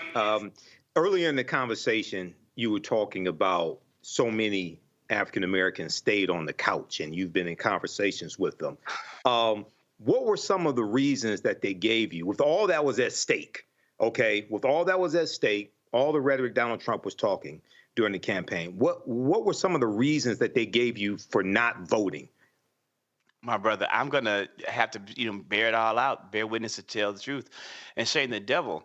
The misinformation campaign was strong, and there were warriors out there like Issa Osa and Onyx Impact and Ashley Allison with Watering Hole Media. There were warriors out there who had assembled teams of people to combat the misinformation and the disinformation. But the reality is they were small in number and they didn't have the funding to do it at the level that it needed to be done. And that misinformation campaign wreaked havoc. It wreaked havoc on the Black community. So many people, when I'm talking to people and hearing things that just were absolutely untrue, like what you just said previously in the show, it was brought up about Project 2025. How could you not know? I made a video about Project 2025 right before Taraji P. Henson got on national television and said, Google this. I made my video at the very beginning of June. That video amassed 4.7 million views. It was watched from beginning to end by millions of people, and they still turned around saying that this isn't true. It's not going to happen. It's false. It's made up. And now they're living with the FAFO and the consequences of those decisions. It wreaked havoc. Here's a prime example. Janet Jackson is an extremely talented and extremely wealthy Black woman. And she got on a national stage, and when given a chance to refute the lie that Vice President Kamala Harris is not Black, she actually doubled down on it, fired her PR assistant, and never retracted the misinformation that she is not Black. Although all you have to do is a small amount of Google research to verify that this woman is indeed a Black woman. And so that's what we're up against. If someone, she would know better than what people said about her brother. I was about to say that. I'm just saying, you would think she would know better. And if someone like that could be so misled by the inundation of bad media actors, I think that tells a tale of why so many Black people sat it out, and why the goal. Yeah, but I've also been told by some people that's what happens. I've been told by some people that her brother Randy is MAGA. Her brother Randy is MAGA. And she very well now too, baby MAGA. And again, we have to think about, why are we losing Black people to this movement when we had one of the leaders of the movement give a right arm gesture. I don't want to say it on YouTube what it was. We all know what it was. That signaled back to the end of all of us. To the end of all of us. Yep. But yet and still, we have Black people on social media doubling down, defending that. Black people defending that. And when you look at 1930s Germany, we were the first to go. When you look at the atrocities from 1900 to 1920 before Nazi Germany, we were being exterminated in Rhodesia. Like, this is what that's what they were doing. It's baffling, but it's the work ahead. It's what we have to fight. It's why I do what I do as a content creator every single day. All right, folks. This is the YouTube channel of Zachary, folks. It's called The Zactivist, Zactivist. Right now, he has 1.69, so almost 1,700 subscribers. Let's double that if we can. So subscribe to his channel. Again, The Zactivist on YouTube. You can see his social media right there on Twitter, Instagram, Facebook, his website as well. Zachary, thanks a lot. Thank you so much, Roland. It's been my pleasure. And thanks to all of you for the great work that you do. I'm a subscriber and a donor. I'm going to keep on doing it. I appreciate it. Thanks a bunch. We come back. We'll talk about Black man beaten to death in New York. Family not getting justice. You're watching Roland Martin Unfiltered on the Black Star Network. What's up, y'all? Look, Fanbase is more than a platform. It's a movement to empower creators, offering a unique opportunity for everyday people to invest in Black-owned tech, infrastructure, and help shape the future of social media. Investing in technology is essential for creating long-term wealth and influence in the digital age. The Black community must not only consume tech, we must own it. Discover how equity crowdfunding can serve as a powerful tool for funding Black businesses, allowing entrepreneurs to raise capital directly through their community through the Jobs Act.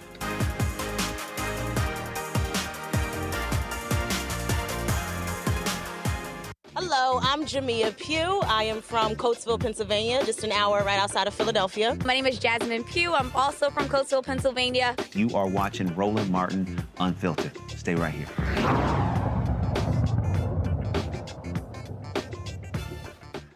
The family of a black man from New York who was beaten to death by several correction officers is waiting for charges to be filed.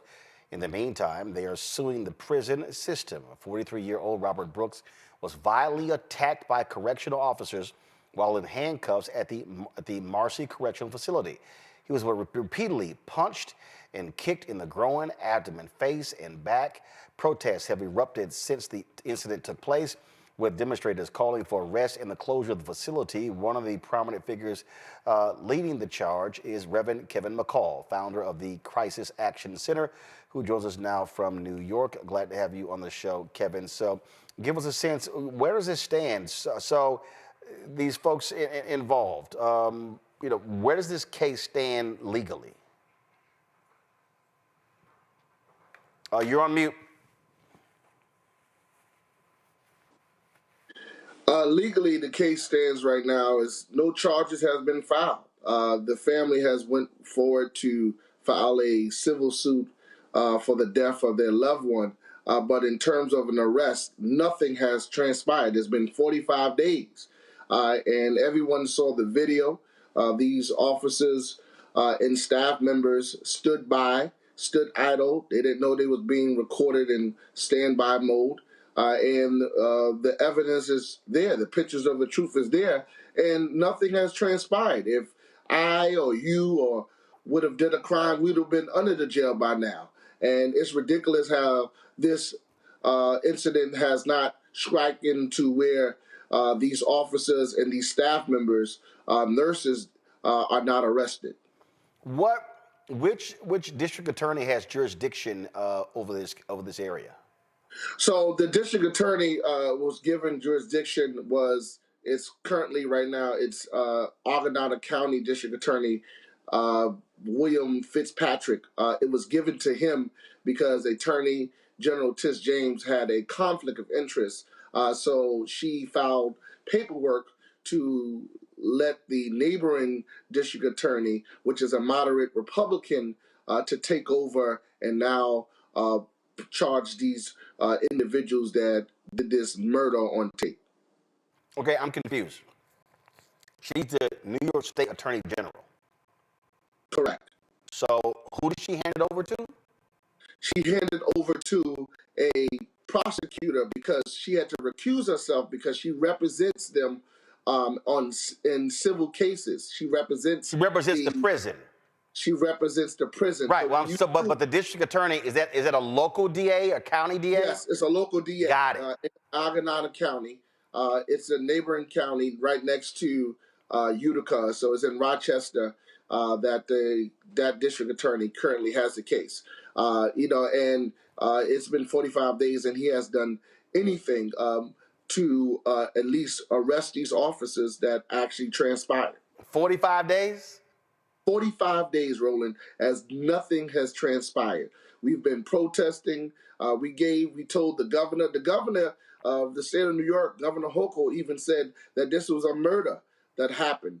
And nothing still transpired. There's been groups have been calling for it. They've been fighting for it. There's prisoners that has been organizing, and we've been on the front line trying to be able to bring awareness. Derek Helmington and Rennie Smith and Donna Hilton. These people have experienced injustices in the prison system. This is their George Floyd that happened on tape. And these officers need to be held accountable for their actions. So we're going to continue to keep the pressure on as much as possible to get these officers and these staff members arrested. Questions for the panel. Let me go to Matt first. Yeah, so my question is, Reverend Hill, is that correct? I want to make sure I said the correct name. Reverend right? Kevin McCall. McCall, pardon me, brother, pardon me.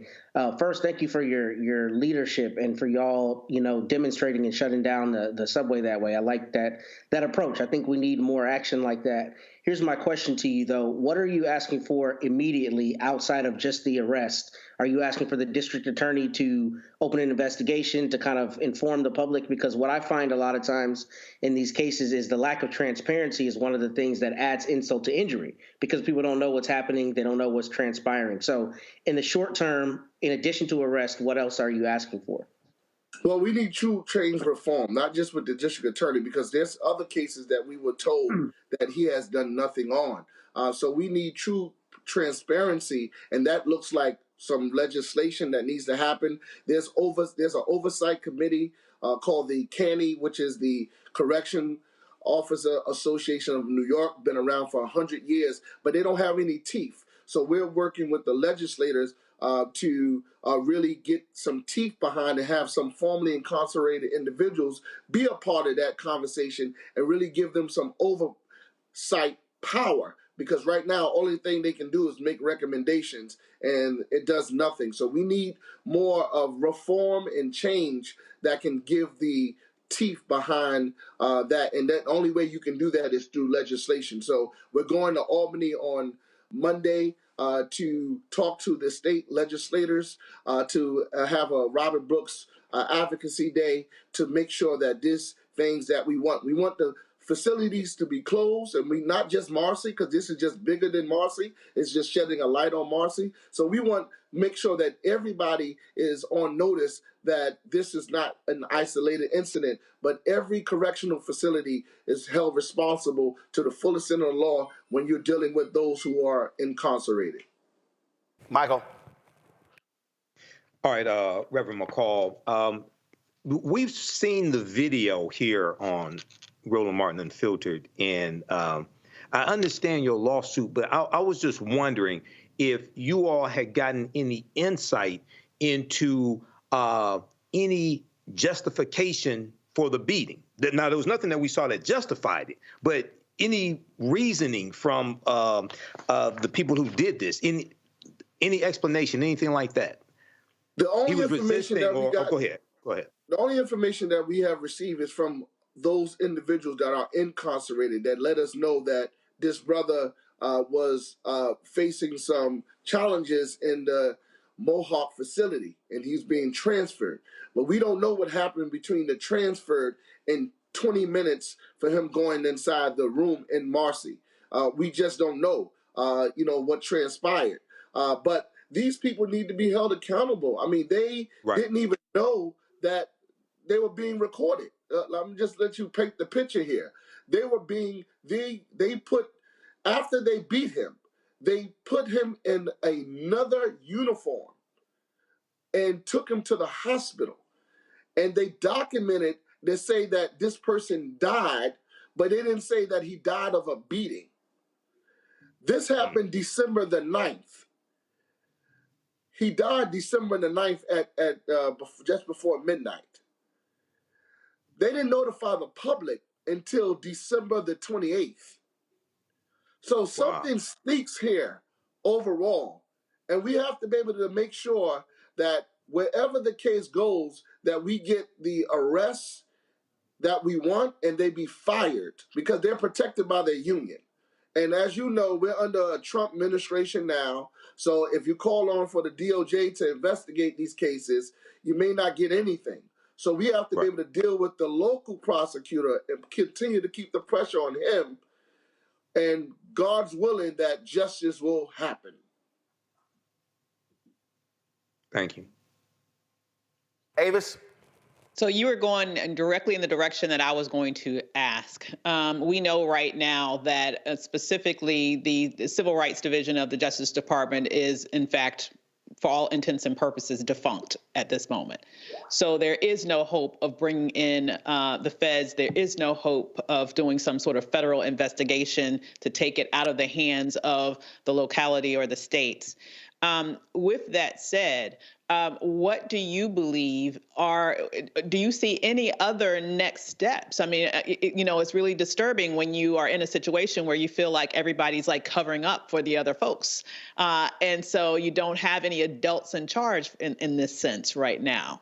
Are there any other areas that you are looking to go to besides, this is a good one, I'm glad you're here, because raising the public consciousness about this to me is the next logical step, but any other thing that you can think to do to move beyond the locality, even the state, if they don't move in the direction that you need them to move in order to seek justice in this case? Well, as you say, sister, we've been down this road before, fighting and getting little results. The direction that we want is an arrest. We do want them to be tried and convicted and hopefully most likely to face jail time. That's what we want. But if we see that the arrest happened and is not going in the direction of more cover up, then we're going to call for the case to be moved out of that county. Because we want to make sure that the people look like us and the people that can be able to give the justice, because upstate New York it doesn't look like us. And their people are all connected. You got some people that are related to the correction officers. So you want to be able to make sure that if we go down the direction of really fighting for the Robert Brooks and for others, we want to make sure that if we remove it from that county, what real justice look like. And what that looks like is them being inside the prison, prison, and making sure that everyone has the ability to have them being found guilty and charged with the proper crime. That's the main thing, is make sure that they're charged with a proper crime and making sure that they are charged with the full extent of the law. Mm-hmm. Reverend Kevin McCall will surely keep us abreast of what developments in this case. Thank you, Roland, for having me. Appreciate it. Thanks a lot. Folks, we come back. Target has announced they are ending their DEI efforts.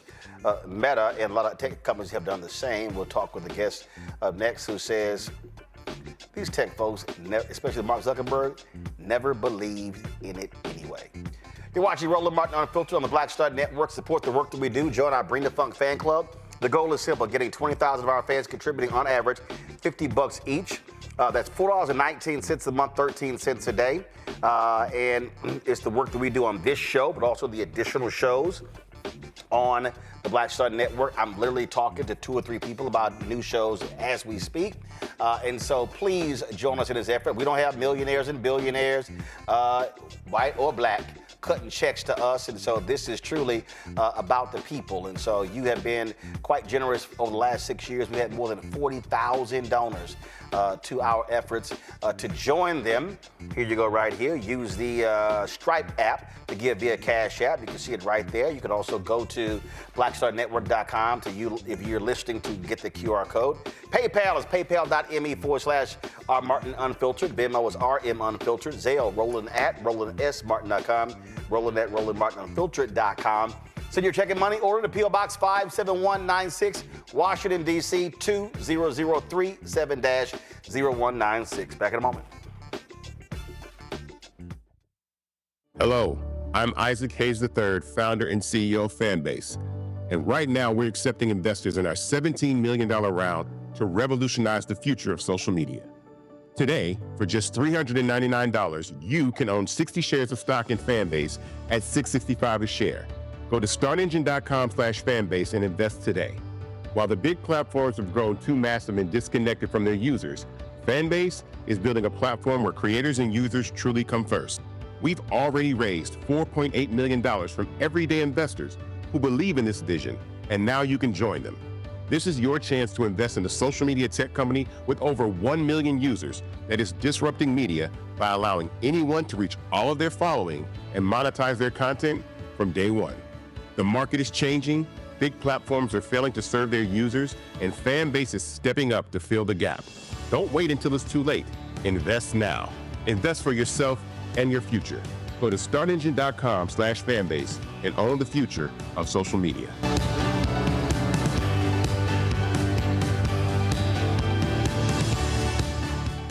Now Streaming on the Black Star Network.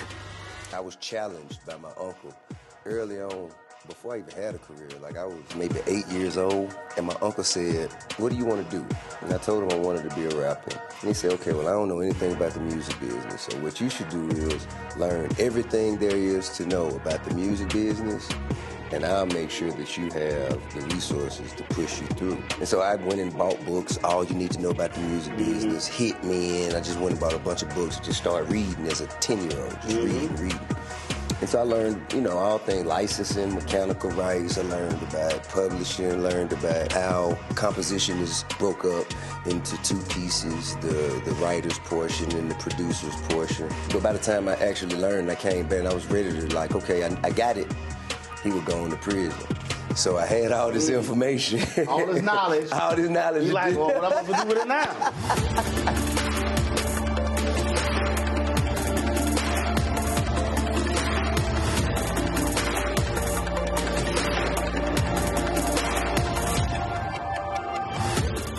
Hello, we're the Critter Fixers. I'm Dr. Bernard Hodges. And I'm Dr. Terrence Ferguson. And you're tuned in to Roland Martin Unfiltered.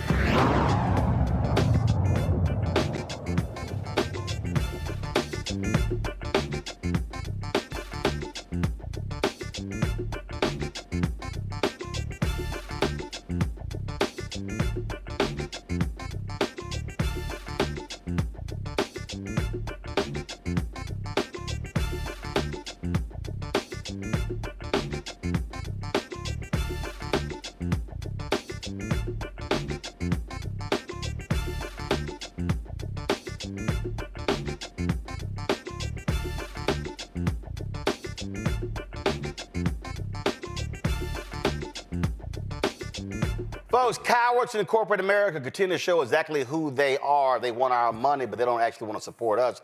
Target is the latest company, joining Walmart, Jack Daniels, John Deere, and others. Today, they announced that they're rolling back their DEI initiatives, again, joining Walmart, Meta, McDonald's.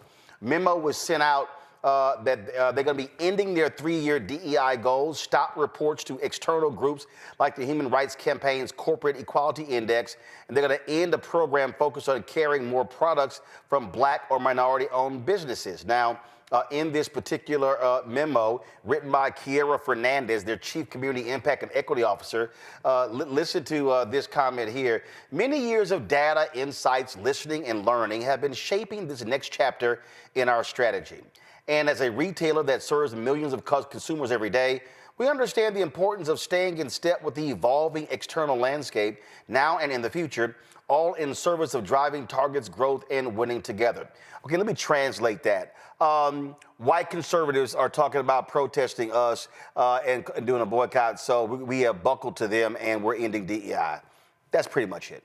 It was 3 years ago when they announced that they would be spending at least $2 billion a year with Black-owned businesses. They will be adding different products to shelves as well. And so this is the story right here. It says, Target expanded its diversity goals at the time, saying it would increase representation of Black employees across its workforce by 20% over the next year. They started a new program to help Black entrepreneurs develop, test, and scale products to sell at mass retailers. Again, they promised to spend more than $2 billion with Black-owned businesses by 2025. Isn't that quite interesting? They're ending it in 2025. And they also, and this is the key, they gave $10 million to support social justice groups, like including the National Urban League and African American Leadership Forum. So here's the real deal here. Okay, the donations are to buy off civil rights groups.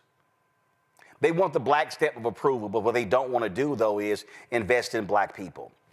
Meta made the exact same announcement as well in terms of their actions. And again, we see these things happening all over and over. And so what these companies are doing, all of a sudden, they're doing all they can to suck up and kiss the ass of Donald Trump and right-wing MAGA. That's all this is about. Well, my next guest, she wrote this column on MSNBC.com. This is the headline: Mark Zuckerberg, now with Trump, is no longer pretending to care about diversity. what might strike outsiders as a change. As a change in ethos for the company is just Zuckerberg showing us who he really is. She also is the author of Seen Yet Unseen, A Black Woman Crashes the Tech Fraternity. Boy, glad to have you here. So you see what Target has done. We see what Meta's done. We see all the other different companies. I mean, this is nothing but a conservative ass-kissing job. Yeah, I mean, full stop. That's exactly what it is. It's essentially a bunch of people coming over, kissing the ring, doing the performance. You saw them all sitting behind the Trump family at the inauguration. So that tells you exactly what time it is. Look, you've been in the tech space for quite some time, and what's up with these tech bros? Is it all about getting those tax cuts and making sure that the federal government doesn't come down on them to break up their, multiple billion-dollar companies? I think it's twofold. One, what we're seeing is this is who a lot of them always were. I think a lot of what we saw initially prior to the murder of George Floyd, they were doing a little bit of tech work here and there, but they really ramped it up after 2020. And now that the pendulum has shifted and swung in the complete opposite other direction and very quickly, now you see they're emboldened to say the quiet part out loud, that a lot of this was performative, a lot of it was so that they wouldn't get dragged. And now that they know that they won't be, they can finally let their real flag fly. So the other piece to that is, yes, that's who most of them actually are. But the other piece is, yes, you don't want to see those antitrust litigations go through the DOJ.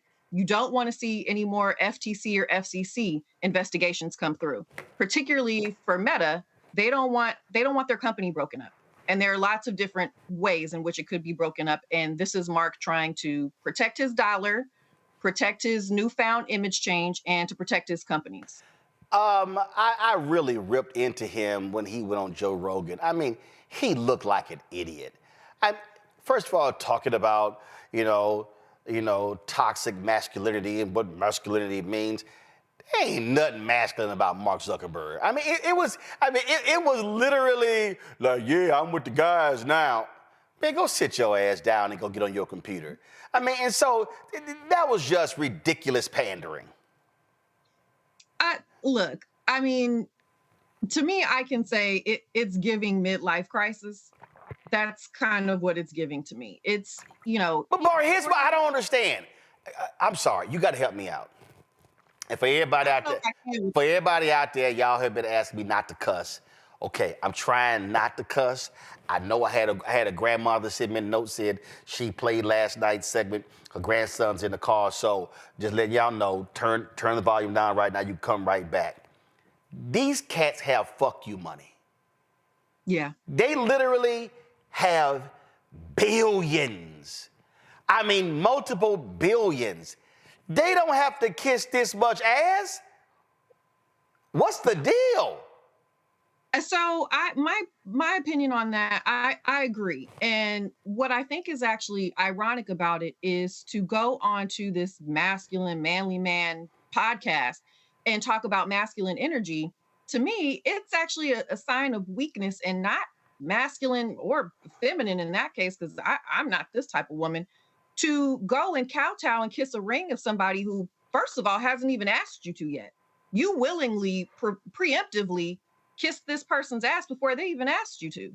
So to me, it's just, this is really who this person is. This is who he wants you to see him as, and this falls in line with that. That goes along with the Joe Rogan. That goes along with growing his hair out. That goes along with the gold chain. It goes along with the new baggy clothes. It goes along with even remaking Get Low with T-Pain, which I personally don't understand because Get Low wasn't even T-Pain's song. But that's weird. Oh my God. Oh my God. It was not. So the thing here, and when you look at these various black groups out there, people are just, they're trying to figure out what's going on. They're all over the place. No one knows how to react. Other people like, yo, chill. This is just the first week. And I'm sitting there going, listen, we all predicted that all this was going to happen. So nobody is like, let's just be clear what's going on here. But the thing that I keep focused on and that you definitely know about, because in your piece here, you write, when asked in recent interviews what has been your greatest career achievement to date, I haven't hesitated to say I created and launched Facebook Supplier Diversity Program. And this is what I keep trying to emphasize to folks about what's going on. That is the target. What they want to do, they want to shut down the money. Harry Belafonte, in his book, he said, my fear was them doing to me what they did to Paul Robeson. So Paul Robeson, one of our greatest freedom fighters, died broke because they took his passport. So he couldn't work in the United States, and he was making lots of money overseas by taking his passport. He couldn't do it. He did some performances over the phone, but he could not do it in person. And so Harry Belafonte said he wanted to diversify his money, so with his activism, they can never cut him off. Well, what this is cutting off the money. I keep saying to people, in the next year, 2 years, 4 years, you're going to see an economic calamity in Black America. Because if they're shutting off the contracts to Meta, to Facebook, to Twitter, to all these other different companies, to McDonald's, to Target, to Walmart, all these companies, now people keep hollering black-owned businesses. Guess what? Only 5% of black-owned businesses do more than $5 million in revenue a year. Just 5%. You cut off the contracts, you cut off black-owned businesses, you cut off black-owned businesses who then give money to black institutions. This is the real strategy of the right wing. Yeah, that's exactly what it is. You're essentially starving us. And the other thing that they're not paying attention to is, so particularly with the is. Oh, I think your signal froze. Hold on one second. Your signal froze. We got Barry back. Uh-oh. I see you. All right, Barry, you can't. I was saying that. Barry, you can't be no tech expert with your signal freezing. I'm just saying. Hey, Roland, I can't help that. All right. There's so much I can do. All right, you back. Finish your point. So the issue is that when you get rid of these roles, you're also getting rid of a large piece of the workforce, right? Like, so you're ticking up the unemployment line, and a lot of these Black businesses that would have employed these people. All right. Now, all right. Hold on. You said. All right. You froze right there when you said these Black people. Now pick up that point. The Black-owned businesses that are getting these meta contracts are now going to be essentially starved out of their own businesses. Yep. So now you're ticking up the unemployment rate once again, not just with the employees that you've discarded from your DEI programs, but now with those people that have essentially given up a large chunk of their businesses in order to service these larger corporations. Now that's all gone by the wayside. Yeah. So that's essentially the long game, is to just kind of funnel out the money, get the money out of the community, and now we're dependent on these platforms and these people. Yeah, so this is very simple. If they shut down programs on the federal level, they want that to trickle down to state, county, city, school district, and where many Black businesses have been able to, frankly, survive has been with those contracts, with governmental contracts. I want to go to my panel here. Avis, I'll start with you.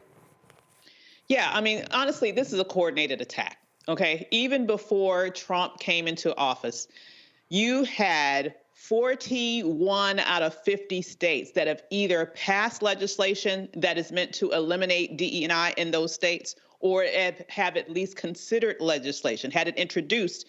So this was a coordinated attack. Prior to that, you've had the lawsuits, for example, that got rid of the Fearless Fund, and those are the same people that are also in the ear of the corporation saying that if you don't get rid of your DEI programs, we are going to attack you as well. And then you have, right now, this new administration, which within one day has rooted DEI or DEIA in the federal system completely out of the federal system, while at the same time also putting language in his executive order that threatens corporations, nonprofits, and foundations on this issue. And as you were saying, Roland, it is exactly an attack right at the heart of economic power because of the trickle-down effects, not only of shutting down the businesses, but taking out the Black middle class in terms of these professional jobs that they have held. When you think about what's going on right now in this space, there are a couple of spaces that are holding tight. There are a couple of organizations, for example, JP Morgan and Chase came out today and said, we are standing strong in this arena. We know that Costco has come out to say we are standing strong in this arena. When you think about what we are facing right now with the diametrically opposed few who are saying we are staying in this game, what would you suggest to those organizations as someone who has been in this very bro tech culture? What would you say to those organizations that are standing strong around what they need to do to make sure that they continue to protect and look out for not only their employees, but quite frankly, look out for the best interests of those institutions, given the diversity of the people that they are looking to serve? I think a large part of that is going to come down to, and I'm an attorney by trade, so that's what I know, is that they're going to have to be very careful with how they word certain things. The reason why Fearless Fund was attacked the way that it was due to the language of how their fellowships and their grants were given. And so a lot of it is going to be making sure that your legal staff is prepared. They're ready for how they communicate these particular points, that your comms are prepared to communicate these particular points in a way that is not going to alarm and set off the little alarm bells for people that are listening for anything that sounds like DEI, anything that sounds like women, anything that sounds like Black people, anything that even could sound like economic opportunity. That also sounds off alarm bells for them. So it's going to be making sure that we word things very, very carefully. Michael. All right, Barry. I've been posting some articles this week dealing with the attack on DEI that's taking place at the federal level with Trump in office. And one of the pushbacks I hear from some African Americans is that, oh, well, it just benefits the LGBT community or really doesn't help African Americans. Can you provide us some evidence, some examples of how diversity, equity, and inclusion programs have been helping the African American community, and maybe one or two sources that we can direct people towards for evidence? Sure. I will say, if it hasn't already been deleted from the federal pages, because that's also been happening this week as well. But the Equal Opportunity Employment Commission, the Equal Employment Opportunity Commission, has all of those statistics that can demonstrate to you a lot of how we rise to the Black middle class is through our Black-owned businesses. And oftentimes that is through government contracts as diverse suppliers. So that is a way that by owning your own business and you have those government contracts, and those government contracts tend to extend for decades. And so without having that safety net, where are you going to find business that is going to be the same revenue stat in terms of generation, and two, is going to have the same longevity? And the answer is it would have been those large corporations. But now you don't even have those to rely upon. You don't have the Facebooks, you don't have the Target. And so what you need. You froze on us. You said what you need. 1 second. You froze on us, Bar. You said what you need. So I'm saying what we need is the access to the government jobs, not just as contractors, which raises our own businesses to the professional middle class, but also the government jobs that provided the benefits to us and the pensions and all the other things that we use to actually start our own businesses, because we're very good at having side businesses. We're very good at working a job and also having a business that we have on the side. And a lot of those government jobs that we worked allowed us to fund and support our side businesses. Now that all of that is gone, that resource, where are we supposed to go with that resource? Another thing that you mentioned, Roland, which is disappointing for me, is Target had a very, very good program in terms of ensuring that they put Black-owned products and to their stores. Mm-hmm. That's where we got Honey Pot. That's where we got Mael Organics hair products.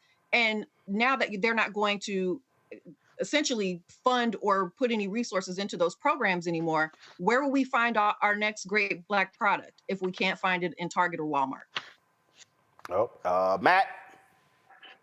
Yeah, my question is very quickly, what are your thoughts on, I guess, maybe unconventional ways to attack this? And I ask because, or to combat this rather. And I ask because, you know, a lot of these programs seemed like they were put in place because they saw the topic du jour with George Floyd and they wanted to make $1 off of it, right?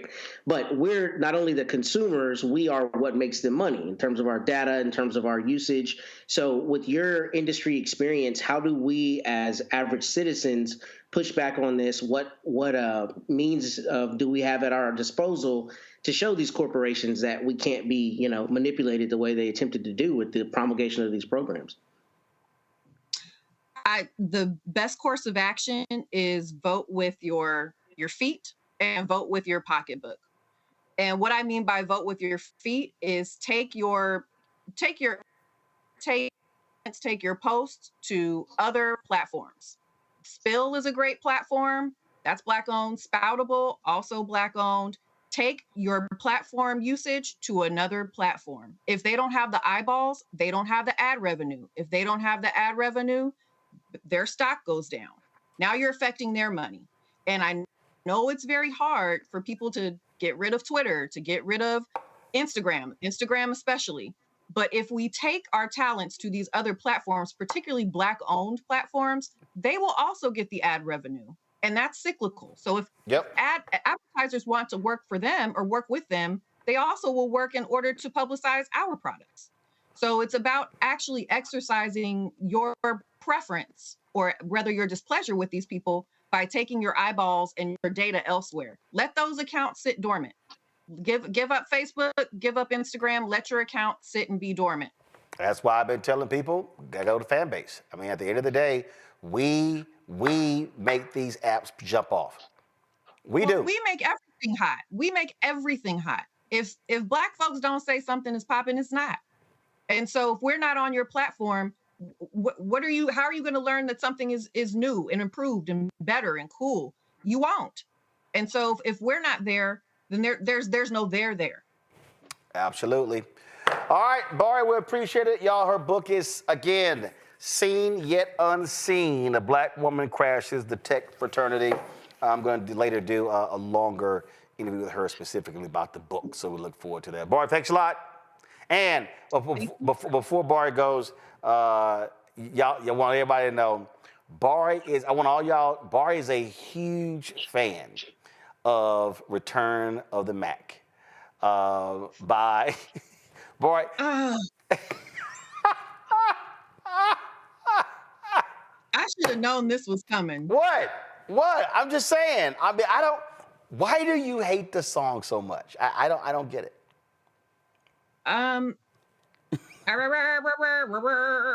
That's why. What? Why? I mean, what's the problem? I mean, you talking about? Listen, brother, not from here, you know. But I mean, that song has been around for so long. It's in commercials. It's everywhere. So I don't understand. Why? I don't understand. I'm really happy he's getting his money. And I just want y'all to know, every time I'm somewhere and I hear the song, they play it, Bari gets a video. Roland is a troll, y'all. I'm not a troll.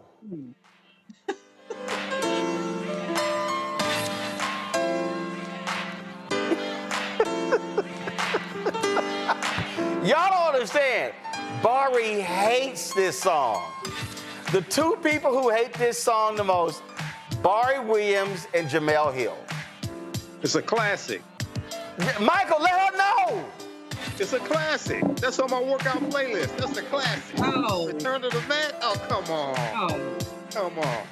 Avis, you like Return to the Mac? Damn right there. I don't know. I think I got to side with the sister. I'm a little... That's bullshit. Y'all, that's that AKA nonsense.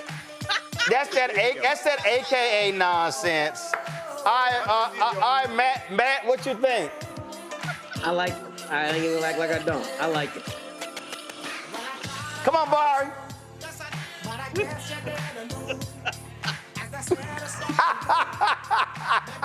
All right, I appreciate it. Thanks a lot.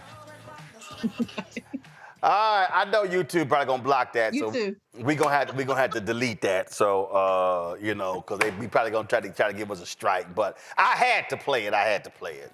Y'all, last thing I gotta say is this here. CNN yesterday announced their new lineup of shows, and they left one person's name off, Jim Acosta.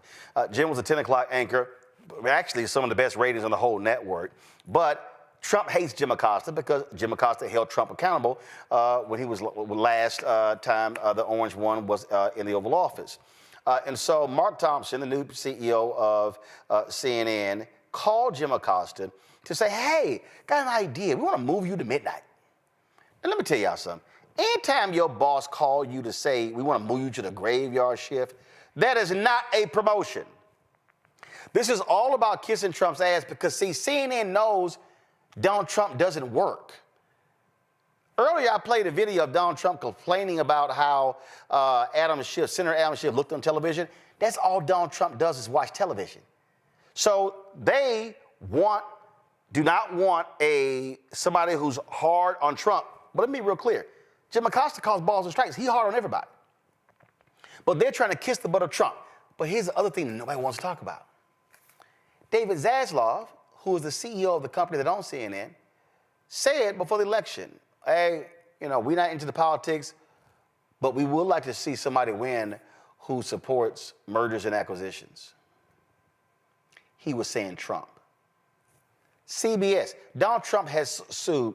He's filed a joke of a lawsuit against CBS because they interviewed Kamala Harris, Vice President Kamala Harris, on 60 Minutes. CBS is thinking about settling the lawsuit in order to expedite their merger, their acquisition, Paramount Plus being sold to Larry Ellison and his son. So I need y'all to understand, these companies are making corporate merger moves. And if CNN keeps Jim Acosta off the air, y'all, you shouldn't even tune in anymore. The ratings are already in the toilet. It needs to be buried 6 feet underground if they do that.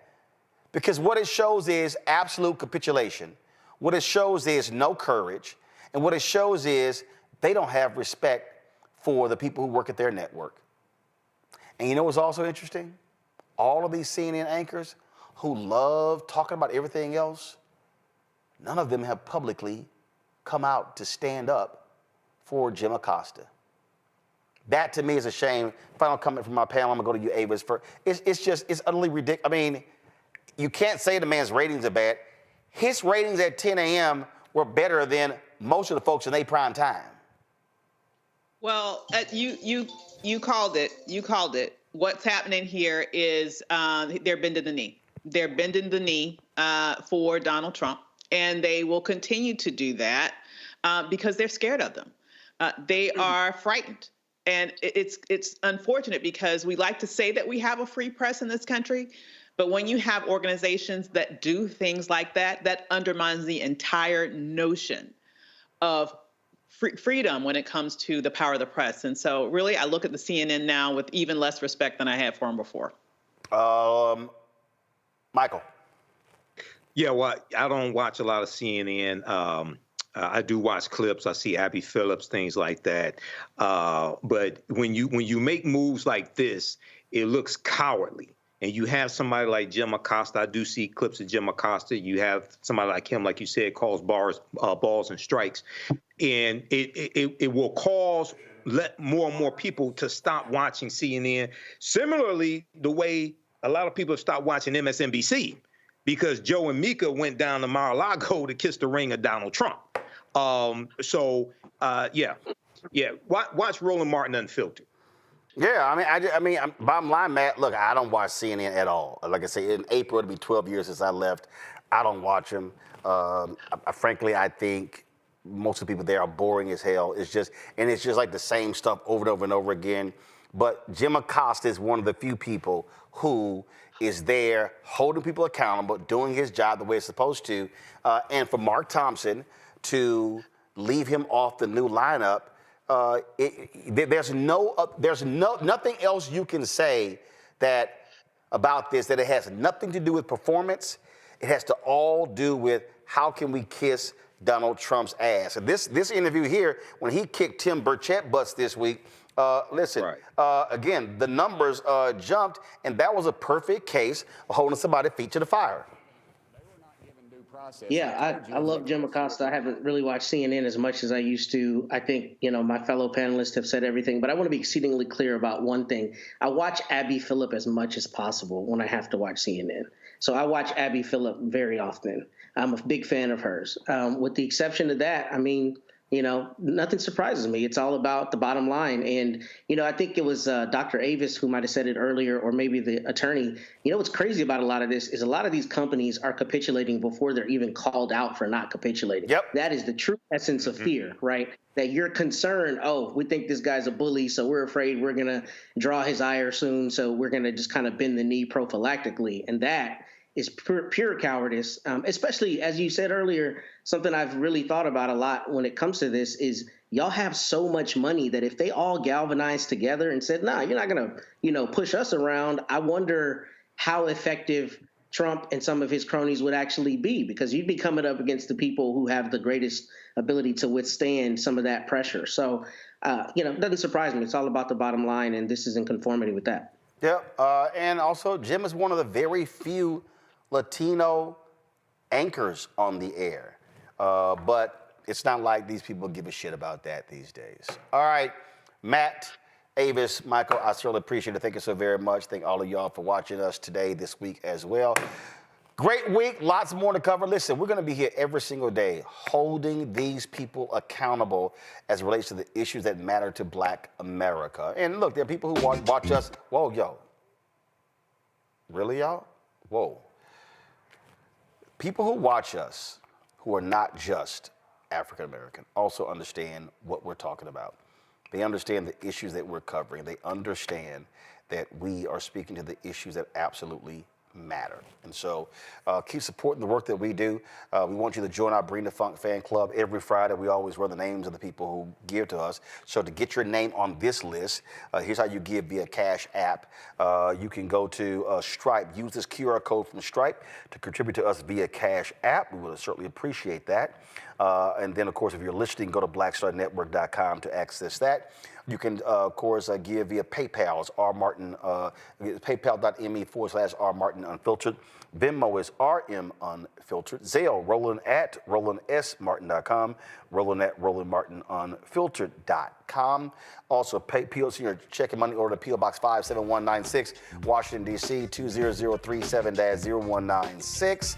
Don't forget, download the Black Star Network app. Apple phone, Android phone, Apple TV, Android TV, Roku, Amazon Fire TV, Xbox One, Samsung Smart TV, PayPal. All your people on YouTube, y'all should be hitting that like button, okay? What's the deal? Okay, let's hit 3,000 likes before I get off the air. If you want to buy our gear, Roland Martin Unfiltered Black Star Network gear, do so by going to rolandmartin.creator-spring.com or go to blackstarnetwork.com. Get your shirt. Don't blame me. I voted for the black woman. And if y'all get your shirts, mugs, whatever, take a picture, post it on social, tag me. I'll show it on the air. Don't forget also get my book, White Fear, How the Browning of America is Making White Folks Lose Their Minds. All this stuff happening this week. I've been saying this up since 2009. I wrote my book in 2022, and it's all come true. So you can go to bookstores nationwide and get the audio version that I read on Audible. Folks, and don't forget, download Fanbase, invest in the Fanbase. He's hit $7.6 million. Let's keep it going. Go to startengine.com/fanbase, startengine.com/fanbase. Folks, I will see y'all on Monday. Y'all have an absolute great weekend. And let's see, who am I picking this weekend? I'm going to go with the hot hand, Washington Commanders upset the Philadelphia Eagles. And I'm going to pick, I think it's going to be Kansas City Chiefs. Mahomes is too good. Plus, the refs are going to give it to him. All right, I'll see y'all. Holla!